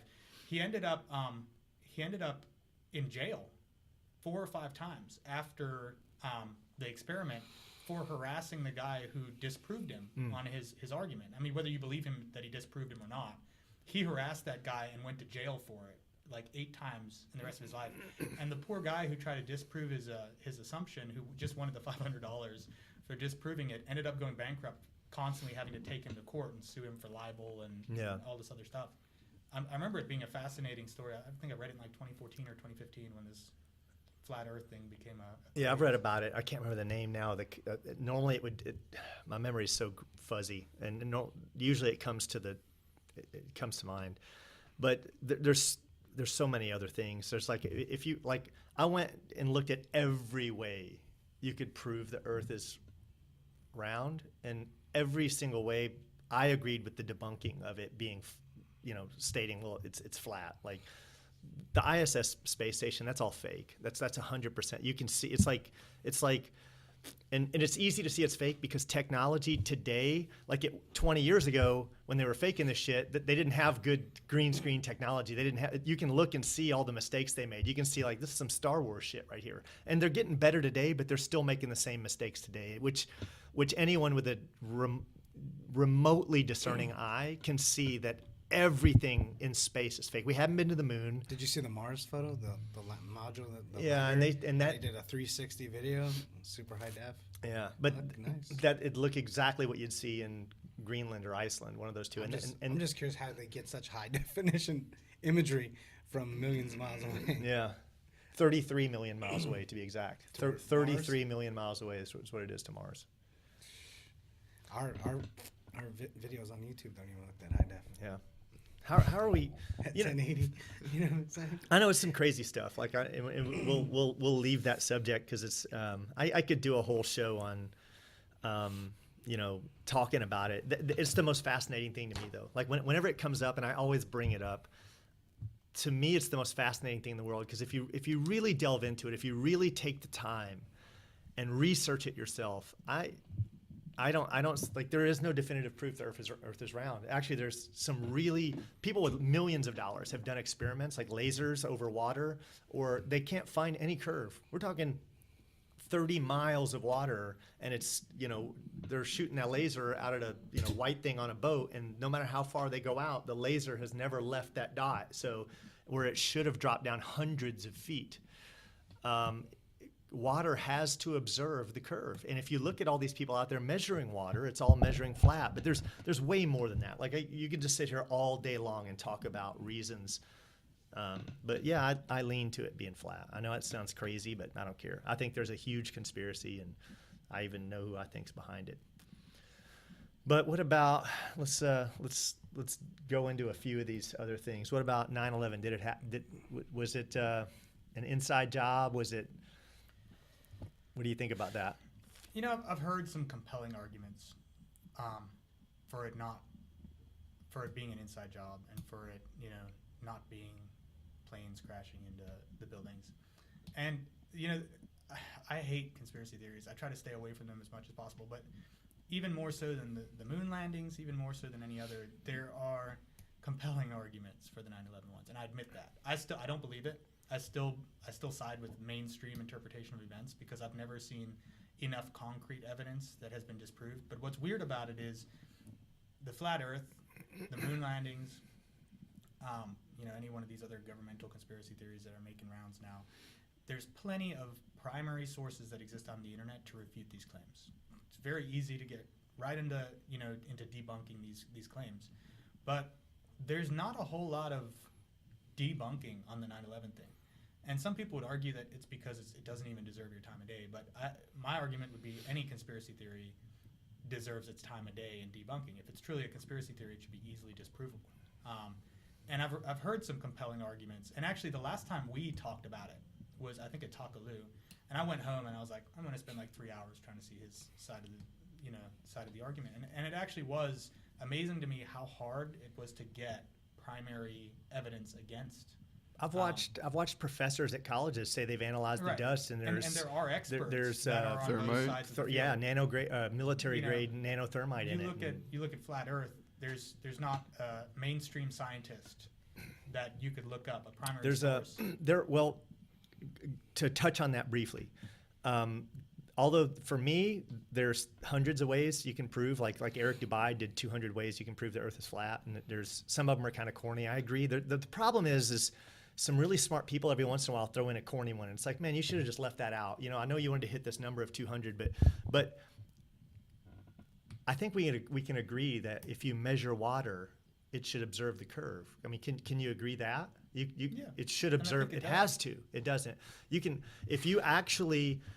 My opinion is it doesn't. You can actually look at video after video after video. And like, for example, one of the better ones is there was a team in Brazil. These guys had mad money, millions of dollars. It's called Convexa. Or it says something about Convexa in the name, but concave Earth or convex Earth, but they used all government surveyors. So they said, all right, well, for ours, to prove to all you people, we're going to use government from I think they call it the GSU, Geographic Survey, whatever, something. It's like these are all Brazilian surveyors, and all these guys so they had interviews at the beginning, and it's a couple hours long, and they say, is there any chance the Earth is flat? And they're like, no, fuck no. They're talking to the surveyors and whatnot, and they did every experiment. First, they measured miles of water, and they couldn't find an inch of drop, and it should have had, 20, 30 inches at the rate they're going. They couldn't find an inch. But then, here's the thing. You can use science to say, all right, well, two buildings 60 miles apart, the tops have to be 7 or 8 inches farther apart than the base, okay? Because eventually, as you get, buildings do start to do this. This was another measurement they did using like sextants. You know, they have like, they used very expensive tools to do all these tests.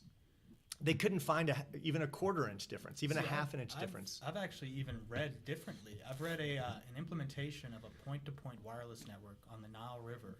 And this has nothing to do with flat Earth versus curved Earth. In terms of the research that I was doing was on point-to-point deployments. And I had this dream of using point-to-point wireless technology and new available wireless architecture to build infrastructure in third world countries, because I see them all. Even in Bolivia, when we were in Bolivia, I was like, man, you got internet on that side of the mountain and you don't have internet here in this town, and you could use a point-to-point and you would have it. You know, and you're talking a couple of $100, maybe $1,000 plus with the fiber and the infrastructure, but nothing that would be prohibitive for a third world country to implement. They just simply don't, either they don't have a distributor of such technology or they just don't have the expertise in these areas, and people aren't out there looking, you know. And there's a lot of money that can be made, and you even see it now. You see, you know, these independent wireless providers pop up even in rural areas in the United States using point-to-points. I've seen them in Arkansas. But in third world countries, there's this huge untapped potential for this infrastructure.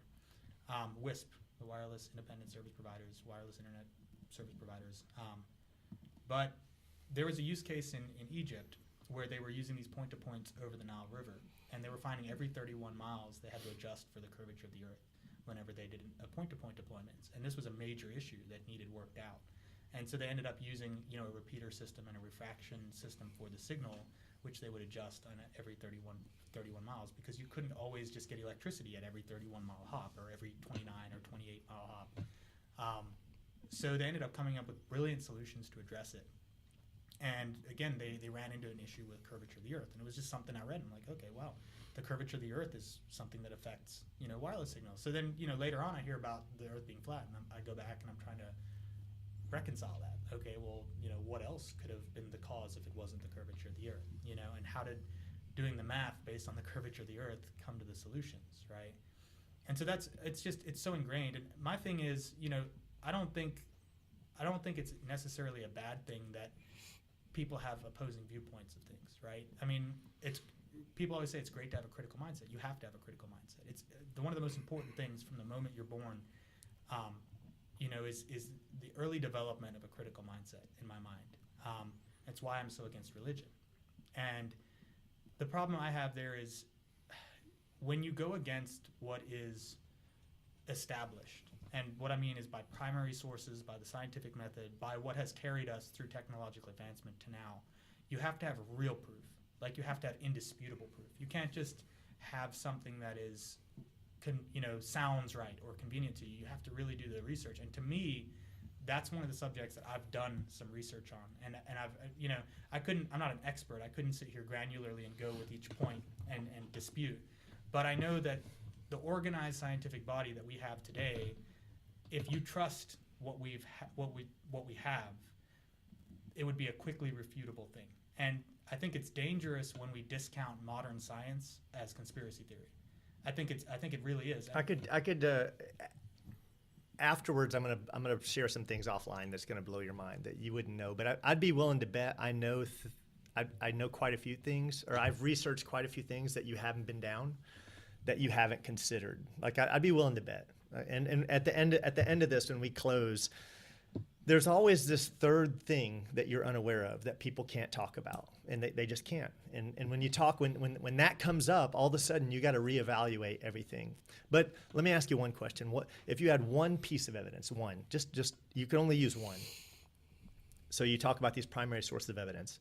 If you had to, what's your one proof that the Earth is round? Like, if you just had one proof, I think the mathematics.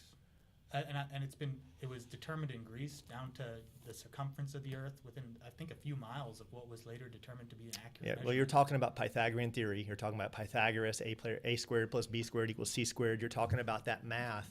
That math works based on you knowing the distance to the sun. So if you say the sun is, God, how many miles is I used to know off the top of my head? 81 million miles away, or whatever it is, or 88 miles. It was 93 million miles. 93 million miles, right? So 93. Let's say it's 93 million miles away. then the math does work.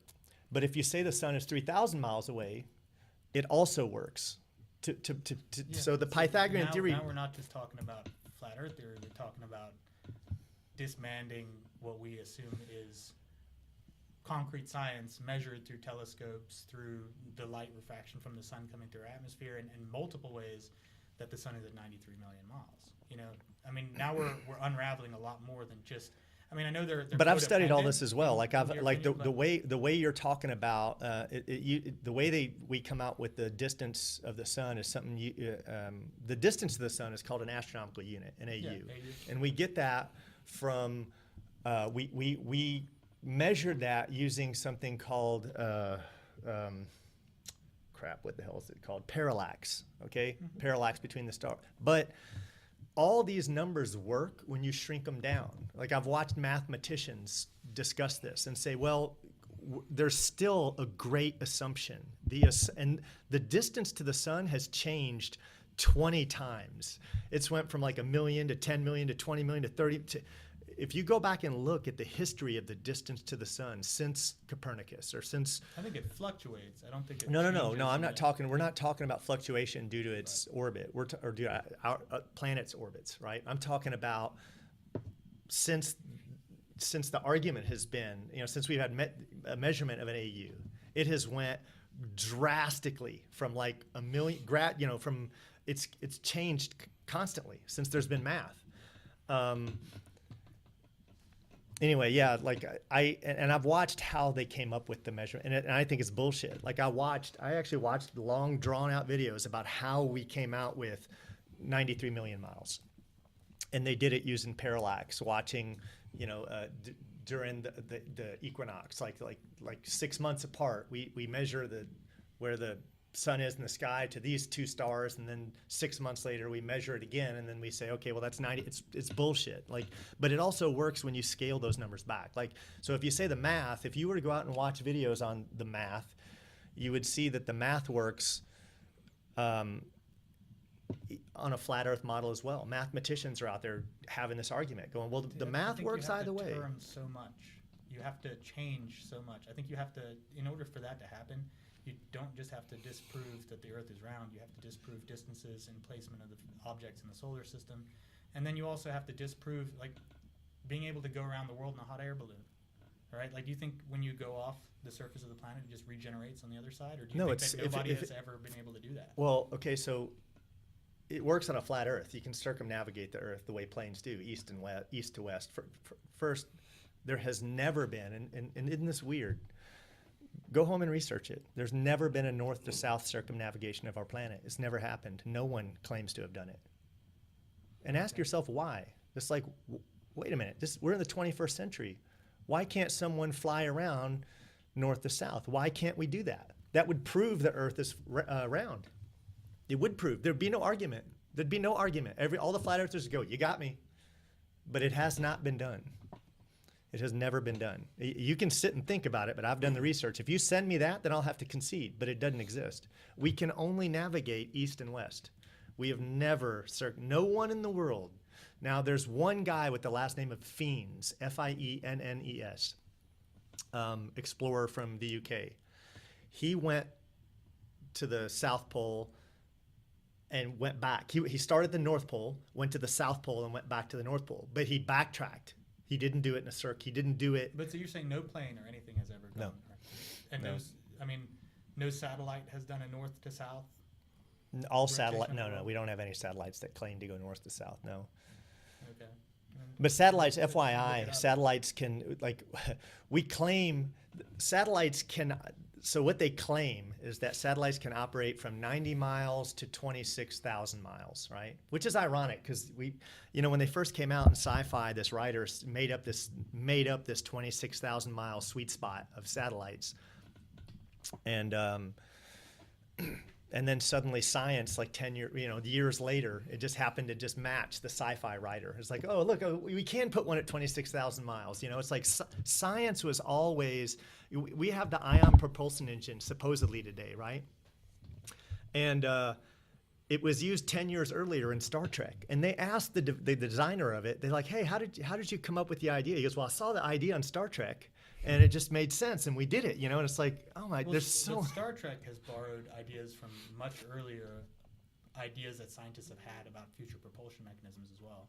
Like the idea of ion thrust isn't something that was invented by Star Trek. It was something that was reused by Star Trek from potential concepts that were given. Well, that's not the claim by the guy who worked from NASA. The guy who worked at NASA, when he was asked, the designer of the one that we've got, and you can find the video, it's him talking about it. He goes, yeah, I got the idea from Star Trek, watching Star. That's what he claimed. So maybe it was reused by Star Trek, but that guy claimed he saw it on Star Trek.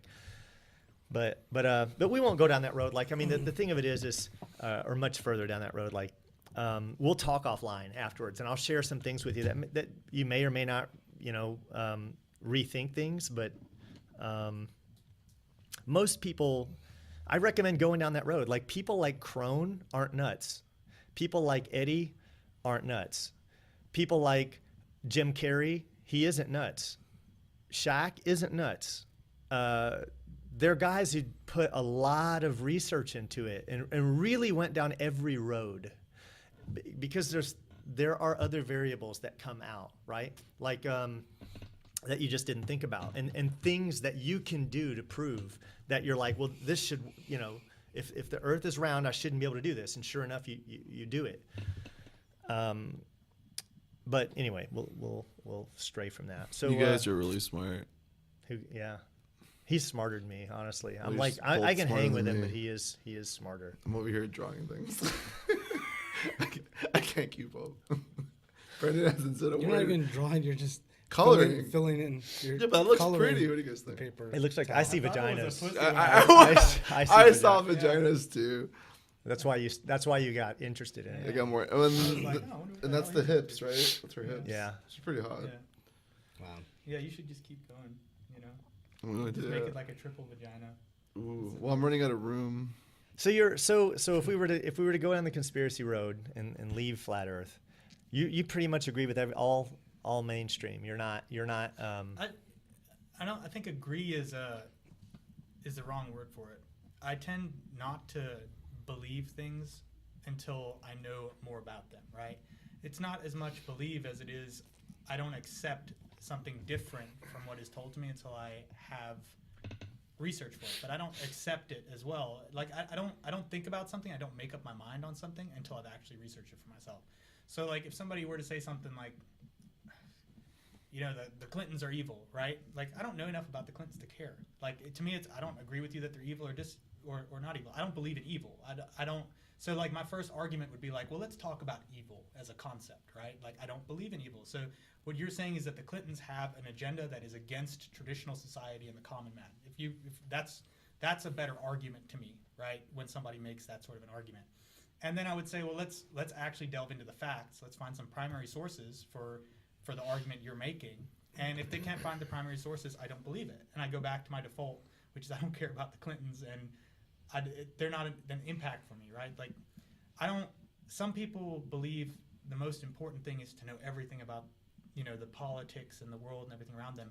I care more about what is important to me, right? Like, and I know it's not the most intellectually informed decision, but it can be very intellectually taxing and exhaustive going into the science and the potential outcomes or the potential of something being true or not, as it relates to conspiracy theories or as it relates to speculative thinking or possibilities that and again, if it goes against the traditional body of science, if it goes against published peer-reviewed journals and the research that is out there, for me to go into actually breaking apart how it could be possible, or is it possible that every scientist for the last 150 years in mainstream science has been wrong, is very intellectually taxing.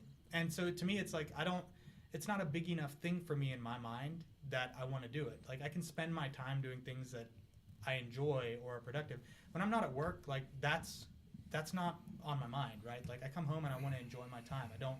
I'll delve into something if it's particularly interesting to me, but if it's not, it's a huge drain on your energy levels and your time. Like, you can really get into stuff, Yeah. And so to me, the things that are important to me are the things that have affected me directly in my life, the things that I can tangibly say have affected me.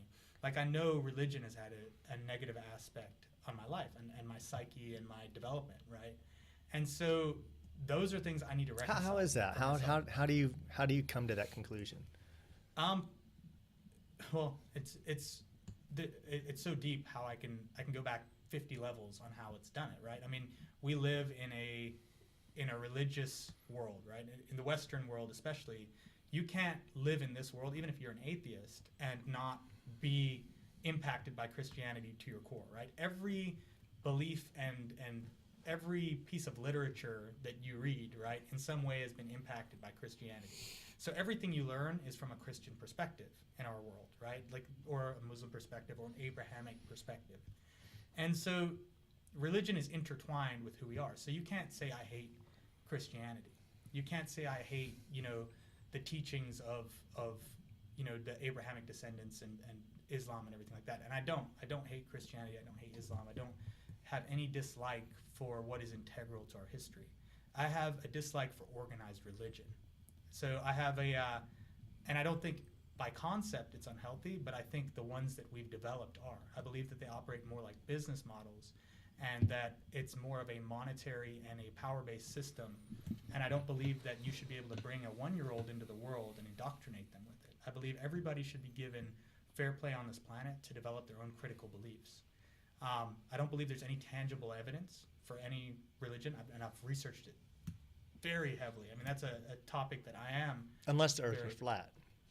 Even Earth being flat, you would have to validate so much more than that. You'd have to validate the teachings. If you're a Christian, you believe that the Bible is your guidebook for life, right? And you believe, I hate when people separate the Old Testament and the New Testament. It's like they're so integral both to the teachings, right? The Old Testament is key.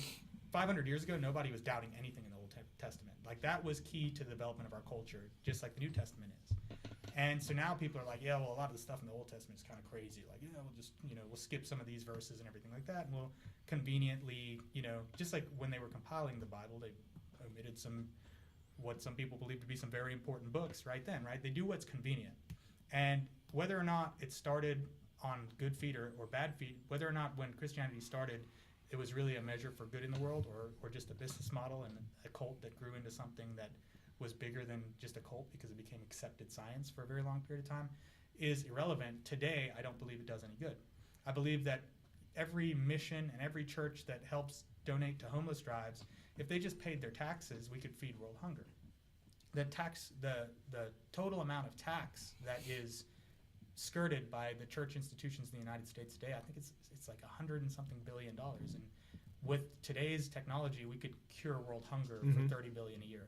Yeah. So you're telling me that you're doing more good by investing a chunk of your money in missionary work to convert people to your religion. And yeah, by the way, when we do that, we also feed them. You know what I mean? Like, it's to me, it's almost unfair how people are preyed upon, because they're like, look, we'll give you things, but you have to believe our system. So we're going to indoctrinate you. We'll pay you, in your ability to live if you come to our system. And it's so much more endemic amongst, societies that you have poor or at-risk groups of people where they need something to latch onto, right? In every developed society, with the exception of the United States, it's becoming even in the United States, atheists or agnostics are becoming a much bigger group of people.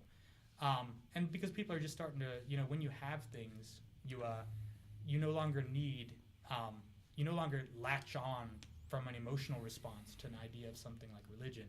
You're able to more, make up the mind for yourself. But my disregard for religion is the indoctrination of children. It's the misuse of religion as a tool, because religion is another catalyst for extremism.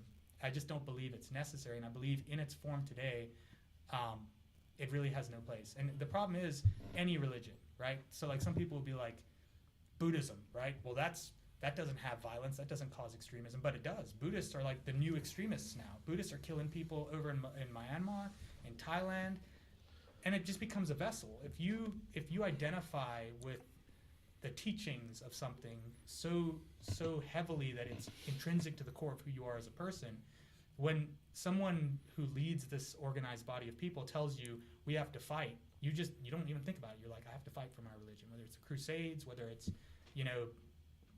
any persecution of the Jewish people by other religions over the course of the year, whether it's the Muslims right now. I mean, even Hindus, and not even just other people, but even their own people, the caste system that is indoctrinated by religion. And, people are taught this is what God wants. You're part of the poor caste. You're going to stay in the poor caste. It does harm to its own people. It does harm to its congregants here in the United States, in Christianity. Like a gay guy in a Christian church is being mentally hurt. He's being outcast.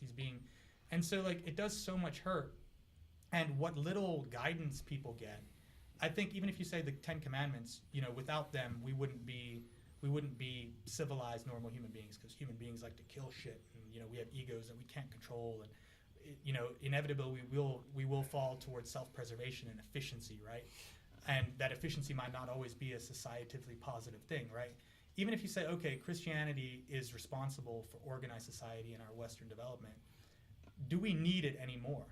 Because those 10 Commandments, those, thou shalt not steal, thou shalt not, covet thy neighbor's wife, thou shalt not murder, these things are now so intrinsic in society that can we say, okay, Christianity was important to get us here because people developed a system that allowed society to coexist well, and it gave people these values.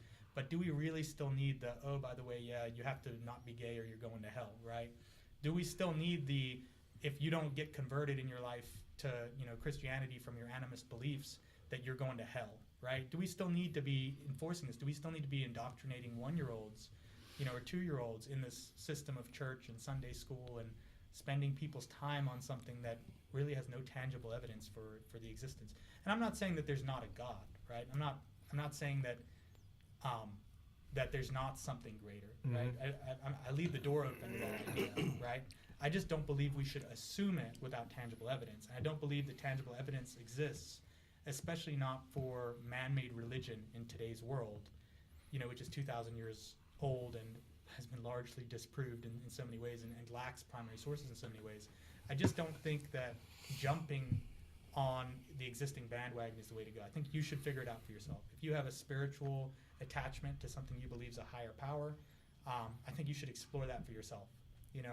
And I don't believe that the systems that human beings in our fallacies have created are today relevant. I don't believe that we need them. I believe they cause more harm than they do good. So I feel like a lot of things you described could be put into anything else. Essentially, like, defending your religion, going to war for your religion. We do this. Countries do the same thing. Like patriotic. People like brainwashed with being patriot. I'm gonna go fight for my country, but it's things like that. Indoctrinating a child at 1, 2, 3. Everybody does that, regardless. It's religion, sports, mindsets, believing in something, believing in nothing. So your children are always going to be a product of who you are. So yeah, every kid. Extremism is not just religion, right? That's what I'm saying. So it can be anything, but I believe religion is a catalyst for it, and very few things are as close to people's heart as their belief in their religion. Well, I see people like love the Jaguars, and you talk back about the Jaguars.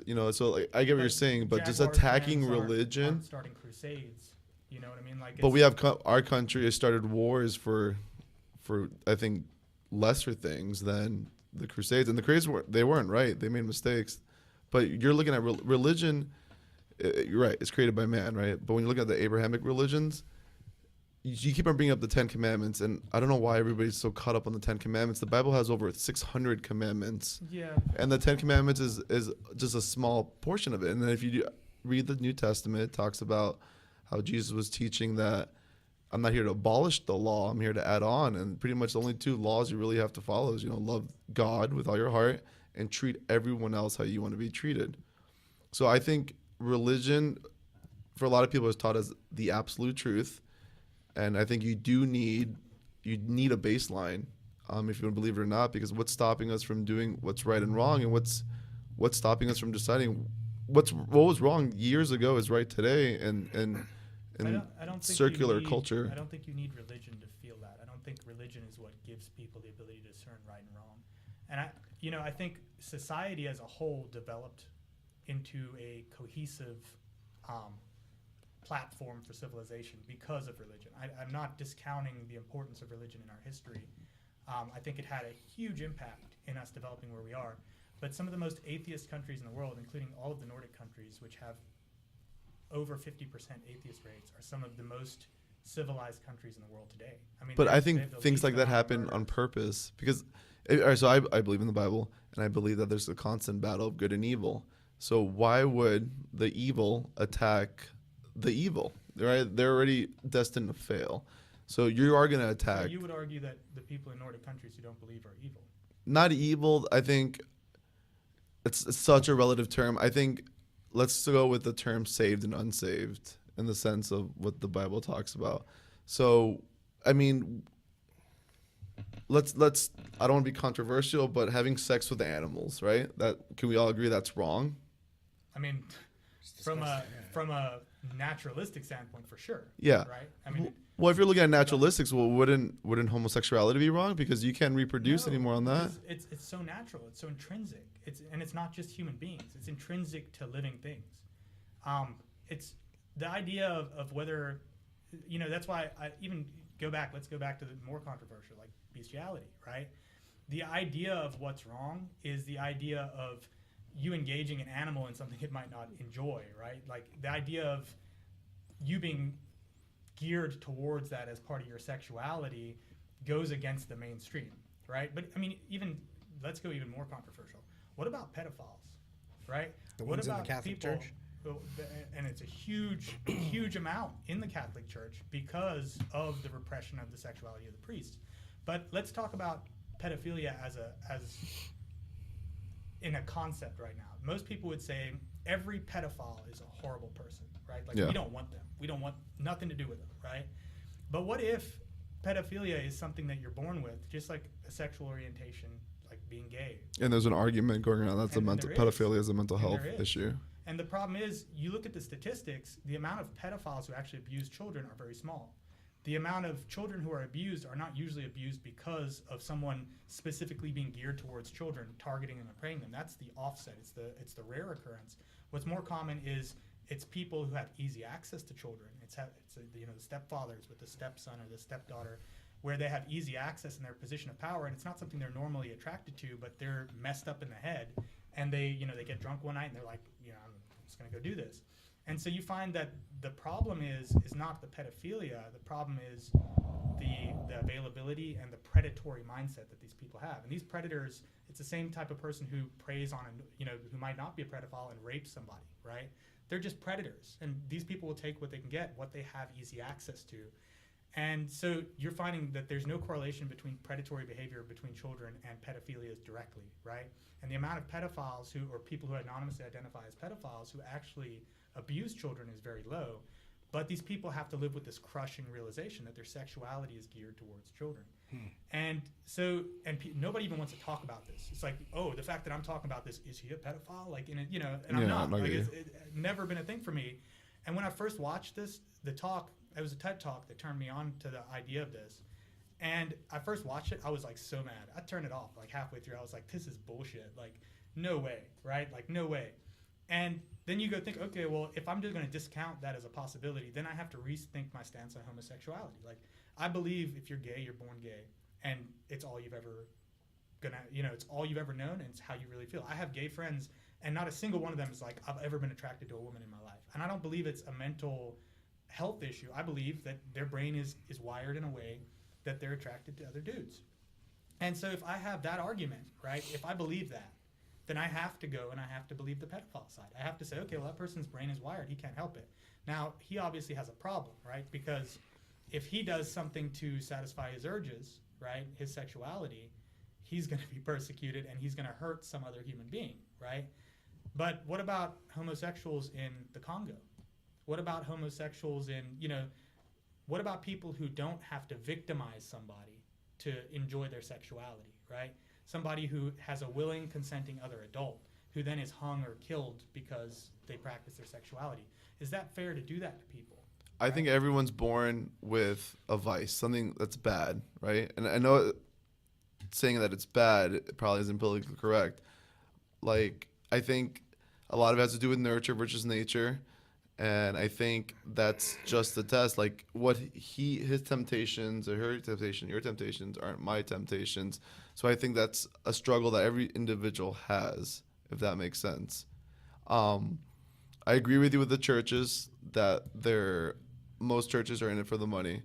I agree that pastors, they're just really good speakers because you rarely find a church that's really teaching what the Bible says. You No, get some of these televangelists that living in $30 million I mansions. I call them Hallmark preachers because it sounds like they're reading from a Hallmark card. They never want to talk about the obese members of their church where it's sin. They're in gluttony. They're just consuming, eating, and that's a problem. Like, are they right because they're always hungry?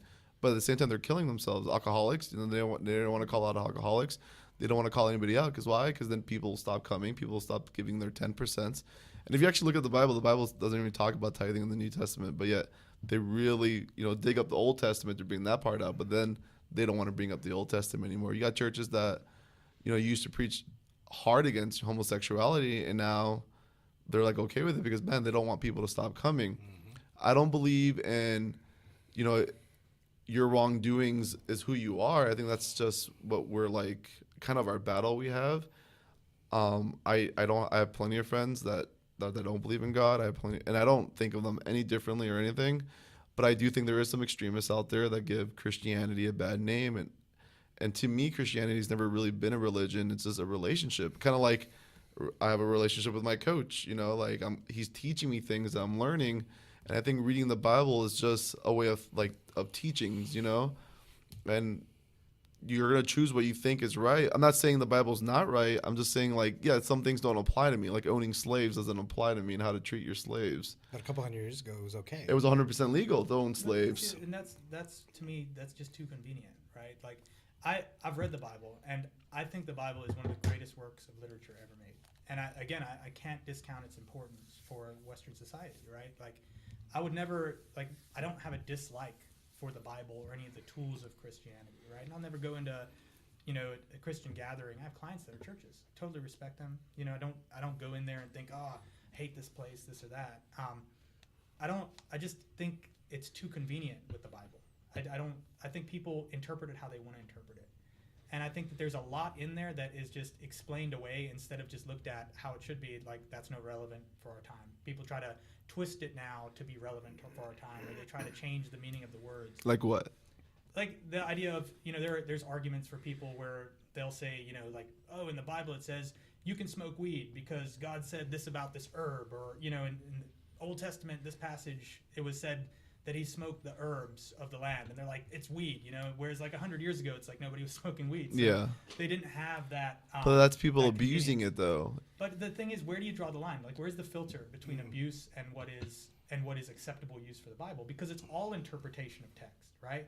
So anybody can say this level is abuse, this level is abuse. That's why you have some evangelical Christians who are like, any less than direct interpretation of these words about homosexuality is abuse, right? And then you have other more liberal Christians who are like, no, we're going to allow or tolerate homosexuality, and we'll twist the words to make it, he didn't have a hate, we've just got to help these people change, or we've got to accept these people for who they are. It's more important as part of the Christian doctrine. But a lot of literature has interpretation. Even our Constitution, that's what we have people arguing all the time about what does the Second Amendment really mean. But, and that's the thing. That's the problem, right? When something isn't worded specifically enough, right? Or even the control group changes over the years, because the Second Amendment, the right to bear arms, right? That was intrinsic 200 years ago, because as long as the population had arms, they could fight against the government, right? But now it's like we're bringing guns to drone fights, right? And we're bringing guns to nuclear missile fights. And I believe in the Second Amendment because I believe in human freedom and liberty. I believe in personal liberty. I believe we should be able to have this discussion, right? Which is why I believe in the freedom of speech, right? And I believe that people should be able to own things whether or not they're responsible with them or not. I don't think we should always account for the 20% of society that misuses a weapon and have to suffer for them. I think that we do that Absolutely. Too much, right? I think we pat ourselves with too much safety and comfort because of the idiots out there, right? I think that's just a byproduct of being human. You're dealing with the idiots. But I also think, and it goes back with the Bible, and even the main body of scientific literature. I think when we look at the Constitution, that the people who try to twist it for their ideals, that try to take it away from what it was originally and say, nope, that's not what it meant, right? That's not what they meant 200 years ago. I think those are the dangerous people. I think the people who twist, who take something that has been accepted and that has been measured and the collective human conscious has agreed on it for so many years, and they try to invalidate that without a compelling reason or evidence. Like if somebody had gone back and they say, well, look, we found that this was actually, a redraft of the Constitution that someone snuck in, and it's never been correct, and there was actual proof and primary proof, I'd be like, okay, well, maybe we need to re-examine what they meant by this Constitution. But we don't have a real reason to reevaluate it. It should still be taken for the original text, right? Like the Second Amendment shouldn't be an argument. It should be, you have the right, until someone repeals this amendment, you have to change the Constitution, not reinterpret it, right? And I think the same thing should hold of Christianity. I agree 100%. I think you should either go and say, well, we're changing the Bible so that at least everybody agrees, right? Like at least everybody can be on the same page instead of having 50 levels of interpretation. I think that's convenient. And so, again, I just, from a naturalistic standpoint also, I believe that you don't need a personal God to exist. My spirituality doesn't need that. I don't need the idea of an afterlife or judgment. Like those concepts have always seemed miserable and weird to me, right? And I also think people argue from a cause and effect. Like, well, there has to be a God because what came before us? Because we're so used to cause and effect in our life. Everything in life is cause and effect. You wake up and that allows you to do something else. On the morning you were born, so you were a toddler, so you became an adult. And I think we use what our tools as human beings, in our five senses and our daily life, we use that as a way to try and explain everything in the world. And I think when you look at, what could have come before us, I don't think necessarily any of that has to apply. So until I get tangible evidence showing me or pointing me in the direction of religion or the existence of good and evil or a greater agenda or an afterlife, until there's tangible benefit, I think the best default stance is at least agnosticism. And I like I said, I don't discount the contributions to Christianity, and I don't believe that by being a Christian you're inherently bad or that it is inherently going to lead you astray. I just believe it's not necessary, and I believe that the early indoctrination of Christianity can do more harm to development through guilt, especially for someone who might be homosexual or someone in a in a vulnerable target group where they're in a cult or something like that. Any religious teaching. But and you keep bringing homosexuality, right? Like, no one should be banning anyone for being homosexual, and if you read the scripture correctly, because everyone sins, and sin isn't measured in the Bible. It's like you could be a thief that steals pencils, and that's the only bad thing you've done, or I could be like a serial killer. In God's eyes, we are all the same. So I think what happens is that people become prejudiced. Christians become prejudiced towards like one thing, like, oh, it's easy, let's attack homosexuality, or let's attack people that are pro-choice, like that. But in reality, pro-choice, homosexuality, cheating on your taxes, and like in God's eyes, that's sin. So I think what happens is the religion I think you're describing is more like, we're better than them and we need to fix them. When I look at religion, I look at it like this is a history book, and I believe what's happened, and if there isn't an afterlife, then all I did was try to live my best life. Right. And if there is an afterlife, I'm going to be safe because I do believe what the Bible says. And then I have a desire to like tell people about the Bible in my perspective, because I feel like, there is a Holy Spirit in me that interprets the Bible a little bit, because I could read the same book one time, read it 3 years later, and now like I'm gathering different meaning from it. Right. So I totally agree with you. Like, these churches are making too much money. They're not helping. They have multi-million yachts. I saw this one guy said he needed a private plane because he wanted to pray to God, and he thought it would be weird to pray to God like in Coach. So if he had his own plane, he can just start praying whenever he wants. Yeah. And you're manipulating, and they go up manipulating that idea, which I totally agree. Con artists are attracted to religion because of the power it has over the Yeah. right? It gives them direct power, and it's through fear. It attacks the core of the human being. And it's true. You see like poor countries, people that are sick, like they're the most religious. And I don't think I'm poor or sick, and I still believe it. Right. But I see like a lot of your demon possessions happen in third world countries, Right. poor countries and Yeah. poor people. People And are more susceptible, and there's I just think that's firsthand mental health. proof to discount things happening there. But I mean, also, you going back to the homosexuality, just because Christianity isn't outlawing homosexuality doesn't mean it doesn't cause immense guilt and suffering in people, especially people who grew up in conservative Christian areas. And you see that all over. That's the Bible Belt today is more largely conservative Christian than it is New Age Christian. It's only in these, new city areas and some of these more liberal areas that this new, breed of Christianity and tolerance have kind of fused, right? Because you still have small towns where that is a huge ordeal. Like I'm sure in Kentucky, you go through there in some of those small towns, and if you're a homosexual, it's going to be looked at very poorly, right? And that's all because of the religious upbringing. That's the church upbringing that's causing that.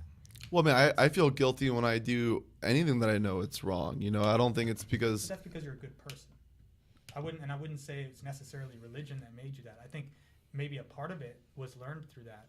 But I think if you had good parents and a good upbringing, even without religion, you would still feel that same way. And you would still be able to now adopt a religious text and find the right meanings for things based on society. And I think that's what they're doing in the Nordic countries. It's why they have one of the highest happiness indexes in life. I think where the problem with someone who has faith and someone without, Christian faith like me is always going to be on the onus of where you find your happiness and where you find your spirituality. At the very most root part of you and I believe 100% because I feel my spirituality separate from Christianity, and you feel it so deeply coming in within you, right? Your faith is concrete on what you believe. And I think that's always going to be, it's going to be argument of faith versus no faith, right? And so it's not even, we could sit and debate and see each other's side for a million years, but unless one of us was going to make that bridge, and I couldn't make it without tangible evidence. So I see a lot of negativity that I don't think we need religion for, that could be erased. And just like I see a lot of negativity with nationalism, which you brought up, is a very valid point. People find many reasons to be extreme. It's in our ape complex in our brain, right? To have that zeal, that tribalism, right? That we find in circles big and small, right? And whether it's nationalism, whether it's religion, I think the difference with religion is it's the deepest feeling someone can have because it's your relation between you and your spirituality. It's not your relation between you and your tribe or your surroundings. But I think nationalism is a huge issue too. I think it's the biggest issue facing us today as a society. I don't think as much of the world is being hurt by religion as it is nationalists right now. You look at Brazil, you look at Italy, you look at the United States, and again, not to get on the Democrat versus Republican or Clinton versus Trump bandwagon, but, as I think we could have had a better Republican in office than the guy who's in office now. And I think he's dismantling years of progress, not in political movement, but in the ability for the public to trust the government and for the public to stay in a unified platform. Democrats and Republicans hate one another right now, and we used to coexist, right? Whether you're a Democrat, Republican, or independent thinker, it used to be a coexisting, and now it's a tribalistic thing. It's the people who are against me and trying to make sure that my family isn't able to eat in 10 years, and I think that's the most negative thing that we've had. And also the questioning of news or the ability for somebody to say something is, something that they're on video saying 5 years ago is fake news, right? I think the idea to discount but mainstream truth is extremely dangerous because the constructs that we've built as safeguards for our society are being withered away. We're only 1 second away from a dictatorship, and anybody who thinks that can never happen, just look at Brazil, look at Turkey right now. God, any progress that they've made. Look at Russia. Russia for 15 or 20 years made progress as a democracy, and all it took was one nationalistic election cycle, and they've undone everything. Bolivia. Let's change gears for a second. Yeah. Crypto. I wanted to get your thoughts on cryptocurrency. I haven't dabbled. I've invested about $15K in it. Jeez. I lost a lot of money on cryptocurrency. So I'm kind of burned on it. I know you got heavy into the mining side, which has always interested me. And I think that's great. Are you still doing the Still the mining, yeah. dabbling? Still got rigs going. You wanna borrow me one of those Titans real quick, bud, just for like a month, you know? Still So I'll play hodling. some games. You still got some Titans set up? I got rid of my Vegas because I can't mine. I had Vega 56s. I had a gotcha, rig yeah. going that was going with. They don't support simple mining, and I have like simple mining is the best mining application. I play with them all. You can mine. You can manage all your rigs, reset them, change their overclock settings. You can change what you're mining all remotely. It's pretty cool, and just drop downs. The guys have been working on this for years, and it just simplified everything. Just gave a nice GUI. It basically did for operating systems what Microsoft did for for mining what Microsoft mining, did for yeah. operating systems. So since the Vegas weren't, I did mining with it for a little bit, mining different currencies with the Vegas, but it was just a pain in the butt. So I dropped those, and I went. Everything I have now is RX 570, RX 580, GTX 1060s, and GTX 1080 Ti's.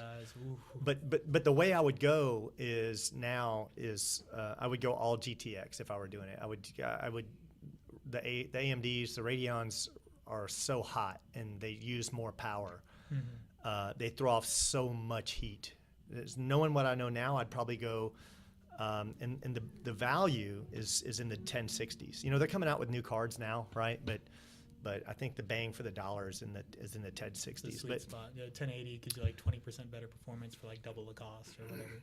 and the what I've been mining for about a year now, and I've been mining primarily Ethereum, but also some Ethereum Classic, some Monero.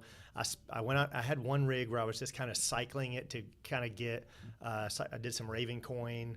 I did some Bytecoin. I did some. I had an ASIC running for about 6 months. That was a Bitmain miner, and I was mining. Oh crap!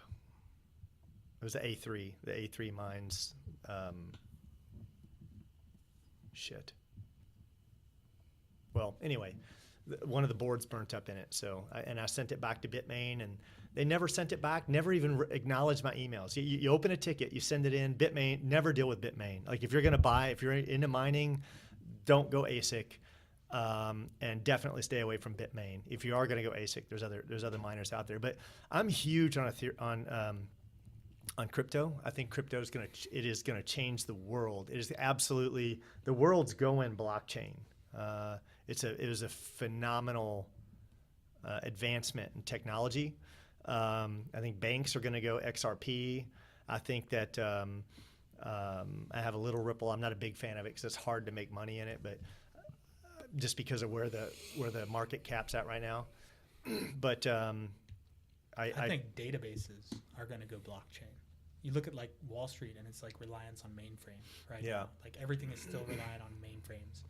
And the big thing is like how do you use cloud computing power, which can outdo the best mainframe computers in the world today, in a fraction of a second safely with transactions? And it's crypto. The answer there is blockchain, right?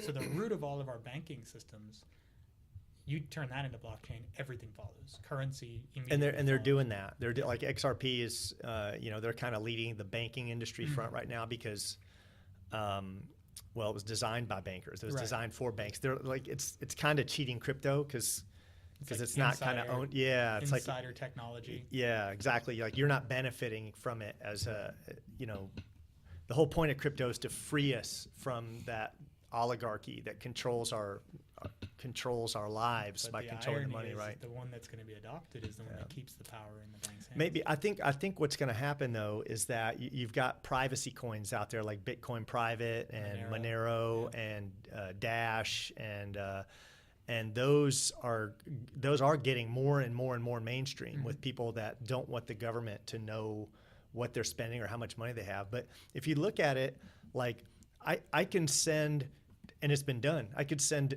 $50 million across the world instantly for 50 cents. Yeah. You can do that with Litecoin or with other. They're not the only one. Because the ledger balances immediately on both sides. Yeah. It's verifiable. They don't have to sit there and wait for a bank to verify the transaction. You know. I can carry $500 million with me to the Philippines, right through customs on a hardware wallet, and no one can say anything. No one knows what's in there.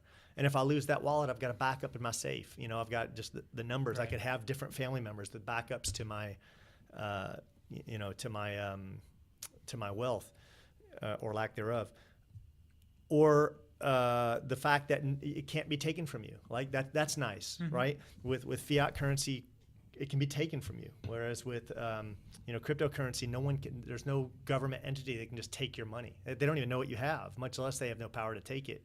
Right. And the third thing is that with the system we have today, you're asking for permission every time you want to go spend your money, and sometimes you get declined. Like you ever go to use your? I've been in Europe, and even Bolivia. Like call the bank, like have my debit card, call them, let them know I'm in another country. They come back, they're like, yeah, you've been whitelisted until you get back. First place I try to use my debit card doesn't work. My credit, at least Bank of America did. Like my credit card had no problems, but it was just. No one can stop you from using your crypto, and that's the beautiful thing, right? Like I can travel around the world with it, and I don't have to ask anyone for permission. I'm in control of my money, and also, and the last thing about it that makes it really phenomenal to me is that the majority of cryptos are finite, right? Like Bitcoin's finite, and there's a cap on production of the currency, which helps stop inflation. Yeah, and that's the thing, right? They're only going to go up in value, and they have historically. If you look, like people are like, oh, this dip. Well, this dip's happened almost every year. It's a normal, regular occurrence. If you look at the numbers, it's been straight up. It's going straight up, and right now is the time. Actually, if you're ever thinking about getting back in, I honestly think right now. Well, I never pulled out. Yeah. I still have all my money in crypto. Yeah. It's just worth nothing now. Yeah. I think it's worth like under $1,000. Yeah. I haven't even caught it. I've deleted the apps on my phone just because there's a constant daily reminder. Your coin's selling. Yeah, we lost another 3%. Yeah. But I should have just stayed with Ethereum the entire way. Everyone got up when we had the biggest spike in history, like a 3,000% spike in November, December of 2017, and that's when everyone got in while crypto was peaking, right, for that year. So. I did the same thing. I thought maybe it's gonna go up 6,000%, maybe it's gonna go up 10,000%. But this will But I do think that I think it'll retire me. I think it'll retire anyone that puts any modest amount of money in there. But I could be wrong. But yeah, I still mine more every month, and I still buy occasionally. So that's awesome, man. What about you, Brenden? Have you messed around with it at all? I did. I bought 15K worth. I invested a couple $100. I think $300 or $500, and now it's worth like 70. Yeah. So, but I bought when I think it was at 16K. Yeah, it was high. Yeah. I mean, it was like I should have bought now. Everything inside me was like, you got to wait a few more years. You got to wait a few more years. And then it was actually one of the guys who works with me, Jerry. He had a friend who made $2 million off Bitcoin. And I was like, get me on the phone with this guy. And he gets me on the phone with him. And the guy, like, I had all these ideas. Like, I'd done all my own research. And I'm like, well, what do you think about this coin and this coin? And he's like, you're an idiot. The guy's like a complete douche to me on the phone. But that was like what resonated with me in the end, because he had all these other plans. He showed me his portfolio and how it had gone up, and how even his altcoin investments, because he didn't even stay with Bitcoin to the max part of the rush. He stayed with Bitcoin only until it was like 5K, right? And then he went altcoin, and he was making much higher dividends. Yeah. And so his like rise to 2 million was like really meteoric. And I was like, well, get me on the right track. So he got me on all these Reddit boards that were like the legitimate ones, not the speculator, and got me on like company research, like researching the platforms and the companies. Yeah. And man, I probably spent like 120 hours from after we had that conversation just constantly researching. I was at restaurants like eating while I was researching. And I put my bet in 3 altcoin currencies, and man, they were like amongst the hardest hit. And I probably still have, I think I kept 7 or 8K in Ethereum. And even that, I bought it at the highest point, like almost at the highest point. I think it went up like 20% before it completely tanked. Yeah. And I'm still holding out. Like, I'm still a believer in crypto. I believe like you. I believe it's the inevitability. I think the technology is so powerful and so proven. It's so concrete. Like, anybody who argues against the concept of blockchain, I think is old-fashioned. I think their mind isn't looking towards the future properly. I don't think there's a mathematician or a an economic forecaster worth his salt in today's world that doesn't look at crypto as a huge investment. I posted a video yesterday, I think it was, about Bitcoin or about crypto. And if you haven't seen it, I recommend watching. If you don't, just watch the video I posted. It's going to reinvigorate you.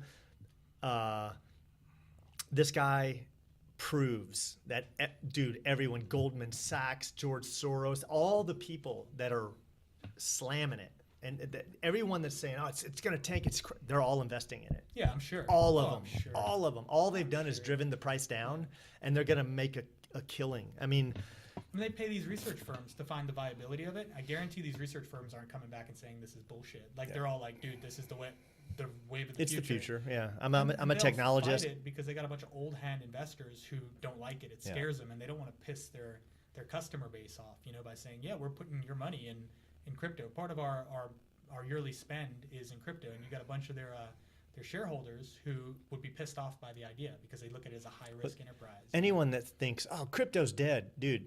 In 2009, Bitcoin was like pennies. Right. Yeah. It's I don't know, what is it, around $4,000 right now. $4,000. You think it's dead, and it's at the trough right now. It's bottomed out this year. If it was a share in a company, it would be the greatest meteoric rise and the most expensive share still. Yeah. I agree. I think it's going to be the biggest transfer of wealth in the self-proclaimed CEO of Bitcoin Cash. He's a really good speaker, and the guy, I've got a video of his saved, and the guy's like, he calls it a extinction level event for banks, and I love the thought of that. I love the thought. But that's only true if it remains decentralized, right? I mean, that's the real question. Blockchain isn't a question; it's going to happen. Yeah. The question is, will the decentralization movement gain enough traction to fight the banks? Or is the bank's going to find a way to manipulate it? Well, they already have XRP, right?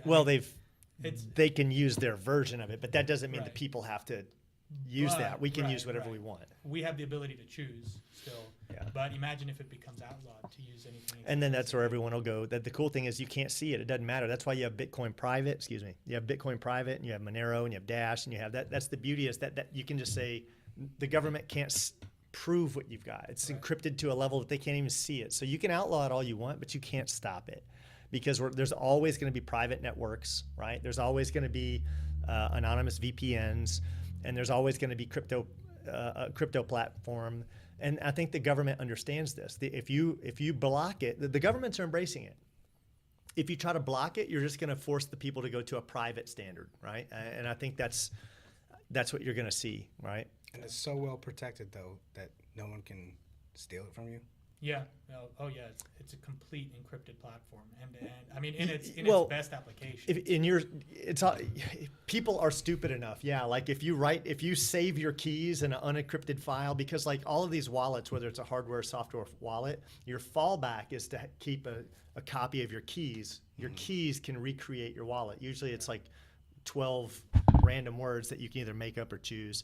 But these keys, if you put it into I think it's called a BIP39 compliant wallet, it recreates your wallet. So like you have a backup of your wallet. So if your computer crashes, because like there was a guy in Australia who had been mining Bitcoin for a few years, and his PC got older, so he took out the hard drive. He's like, well, my wallet's on there, and he stuck it in a drawer, and he threw away his PC. And a couple of years went by. The guy's in IT. It's a famous story.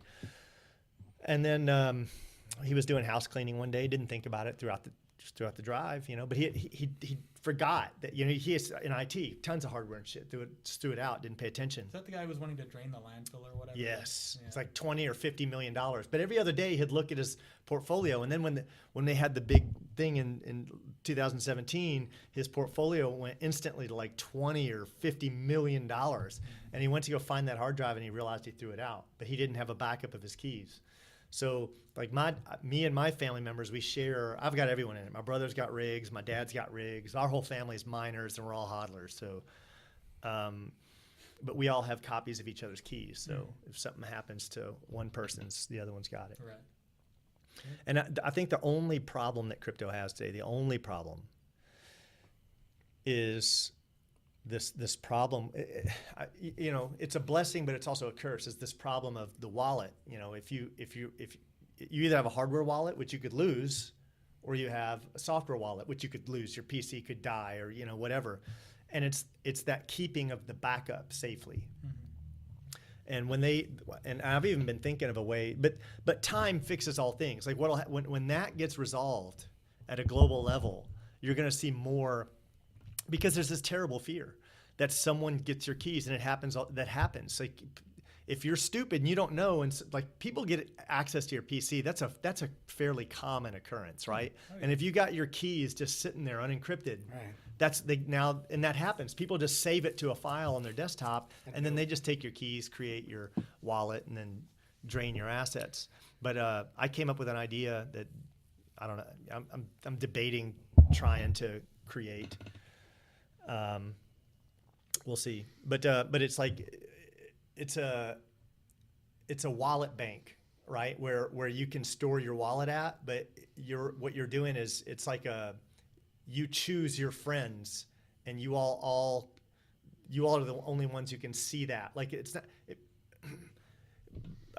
In other words, it's not centralized; it's decentralized. So it's like a decentralized. It's like a file sharing app, but it's called CryptoBank. And if I have 5 friends in my circle, then all of our files are being spread out over our 5. Right, over our circle, right? So we can let other people in our circle, but you want to keep at least like 5 people in your circle. But if your PC died, you can just log in and pull it back down. But it's not stored in somewhere where it can get, What if you got some fucked up friends who try to take your shit though? Oh, what happened? Yeah, there's or still even family members. Yeah. There's still pieces of it. Well, you're storing the file encrypted though. Like so even they don't have direct access. Yeah, they don't even have direct access. They just have like. But because the problem you've got is that you're storing even if you're very IT literate, you're storing your keys in one location more than likely, right? So by having it stored among a group of friends, maybe 5 or 10 friends, now I've got it in 10 locations replicated, but it's still I'm still in charge of the encryption of it. I have to know the decryption key, right? What if you create one key to rule them all? That's you're deep now. I'm sorry.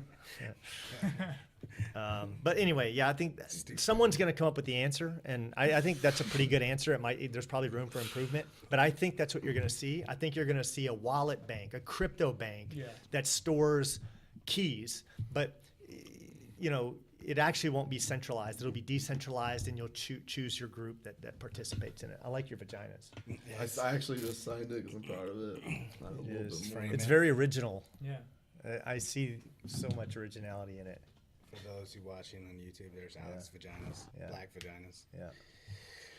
So I think it's 2:30, 2:40. We're gonna close up and wrap up, and I'm gonna hit Ray up with some questions offline.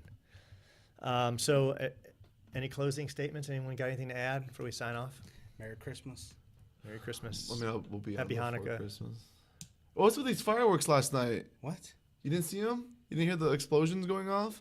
There was like some legit fireworks, like Disney World status fireworks. Brianna was asking me about something happening outside. My daughter, she said, I was like, I don't know, is it raining? No, it was like I went out. I thought somebody was breaking into my side of my house. Like walk outside with my gun, and then I see fireworks. I'm like, oh, this is cool. We heard them from my house. Yeah, well, we're not that far away. Well, either are you. It looked like it came from the golf course, but I can't tell. And I heard people yelling, so it was super probably close. For the UFC fight. Someone's excited. Was today the first day of Hanukkah? There was a UFC fight last night? What? No, I was just kidding. What? Yeah, there's a boxing match. I know Wilder and Actually, I think there was a fight night last night. It was the tough finale last night. Oh shit, I haven't checked. I don't know. Honestly, I don't even keep up with the UFC anymore. Well, I kept up with the UFC until Pride got big, and I never missed a Pride. I loved it. I just freaking loved Pride. And if Pride were still around, I would. But the UFC is like the NASCAR version of MMA. You got all these rednecks that just have no idea what's going. Stand them up, knock them out. It's like in Japan. Right. The silence in the crowd. God dang. And when you're in it, you're a grappler, and you appreciate both sides because grapplers do. We still appreciate the striking. It doesn't mean, but man, it just pisses you off when they keep standing them back up. Or when there's a fight on the ground and all these retards are yelling, stand them up, knock them out, pussy, quit ass grabbing, whatever, you know. Yeah. So I can't watch the UFC. I get too frustrated. Yeah, I even when I go out like with a group of friends, right? Like when my friends are like getting mad about the jiu-jitsu happening, like it's hard for me to reconcile because I'm so excited, right? And I'm just like, dude, shut the hell up. Like they're doing jiu-jitsu right now. This is skill like you wouldn't believe, you know? Oh, that shit don't work on me. Everybody has a puncher's chance, you know, especially at that high level of striking. But when it really gets down to jiu-jitsu, like whoever's better is going to win 9 times out of 10, 900 times out of 999, you know? But, or I guess it's the same ratio, but 998 out of 999. It was a smidge different. Yeah, yeah. But what was it? Was it Hickson or one of the Gracies had that metaphor that with BJJ, it's like you're the shark and someone's swimming with you, and it's like human beings aren't meant to. We're not equipped to fight underwater, right? Like a shark has all the tools and we have none, and that's really like an accurate demonstration of jiu-jitsu. It's you're not going to come in as a complete novice, having never grappled before, go against a black belt and tap him. The chances of that are like so low. It's just never going to happen. But you can get a dude who's boxed for years, you know, but he's like a 5'5" guy and he's a, you know, and some dude just has been watching at home. You get a guy who's just an athletic street fighter, 6'2", come in, and if he hits him, he's going down. You know, like that guy has literally got to be that much better that he doesn't get hit the entire time. And I'll be willing to wager that the puncher's chance happens much more frequently. Than the tap. There's no question. That's why you don't have open weight classes in boxing also, because it's a heavyweight versus a lightweight. Who's going to win every single time? Like, at a high level anyway. I mean, let's be clear about that. Like a guy who's a fresh pro heavyweight is probably not going to beat a Sugar Ray Robinson or a Sugar Ray Leonard. One of the interesting things about being about teaching jiu-jitsu is the kids class. When I'm teaching the kids class, you know, guys bring their kids in because they're like, I want to toughen up my kid, you know, I don't want to be scared anymore, whatever. But every once in a while you get that, and you're telling the kids, you're trying to build their confidence. You're like, look, you know, you're going to have such an edge. The chances of someone beating you, you know, and, you know, you're bragging about it, right? And you always see that one jacked up father, you know, he's like, I take this motherfucker, right? And I'm just, you want to invite him out there and go, come on, I won't mind, test yourself out, go ahead, right? But I see it all the time, like where that jacked up father's in the, you know, sitting on the seats doubting me, like, you know, it's like, I'll take this skinny motherfucker. And I'm like, come on out, man. Or the guy at the UFC shows, he's like the grappling team show up and he's got his like affliction shirt on and his tattoos and he's like looking at the guys who are, you know, actually rooting for the grappling and being like, those fucking idiots, like they don't know how to fight, you know. You see it all the time. Fucking ass grabbers. I had a friend. He called it ass grabbing. He was like, big old game of grab ass. Yeah. So he's like, dude, he couldn't stand it. He's like, I can't watch it because I can't stand the ass grabbing. I'm like, you just have no idea how technical it is. That's like chess times 10. Mm-hmm. They're not woke. They're not woke. No. What was amazing to me was we were in the poorest area of La Paz in Bolivia, and called El Alto. It's really weird. In La Paz, the richer you are, the lower you live, not the higher you live, because the city's already so high above sea level that every like 1,000 foot you go up, it causes like serious wear and tear on you. Like just walking up and down a street is really, really difficult because it's hard to breathe. And like people think, oh, well, you grow up in that environment, like you adapt. Like a Sherpa. And they do adapt, but it still impacts them, right? Like human beings just haven't evolved in these tall environments, right? And even Sherpas who have lived there thousands of years, they have a much better tolerance than us, but they still can't go live at the top of Mount Everest and live, right? So the more high you live, the more prone you are to like respiratory issues and to everyday life being difficult for you walking up and down the street, especially since people there don't have like cars in, you know, these poor areas and they have to walk a lot. They still are very reliant on walking. And so it's just ironic. You go higher up on these mountains and the people with the best view are the people who are the least privileged. But we were in El Alto and I'm walking down the street in one of these back alleys, you know, and I see a BJJ gym in El Alto, in the top of a mountain, essentially next to La Paz, Bolivia. And every part of me wanted to go in and roll and just see what level of jiu-jitsu is here. You know, like, and I was literally at the point where I was like, man, I want to find this place's number. And I'm sure there's like nice gyms down in La Paz, like where the rich people train, but I want to go to that place, right? And just see the dedication and what's taught and everything like that. But it was amazing to me because nobody I talked to, like any of our guides or anything, even knew what BJJ was. And they're right next to Brazil, right? But they're like, no, jiu-jitsu, that's Japanese, right? You know, or like karate, just like, you know, the ignorant Amazing mind state. But I can't imagine that anyone on Facebook today doesn't know what jiu-jitsu. It's like, right. I It's know, such a popular sport now. yeah, because I talk to friends that aren't into jiu-jitsu, and they still say that every other video that scrolls by is like some jiu-jitsu related video. You know, it's all over Facebook. It's My brother-in-law and sister-in-law that have no idea what jiu-jitsu was, and they're on Facebook, like no clue. They kept on like going back to karate. I'm like, no, it's yeah, because I think they just scroll past it, right? Yeah. With no Right. interest, right? They don't know what's going on, so it's like me with like water polo or something. I'm like, fuck is this? Like, just keep going. good point. Yeah. Like an ass grabbing. Yeah. Bunch of. All right, so we're gonna wrap it up, guys. Hopefully, everyone enjoyed the podcast. Till next time, Adios. adios.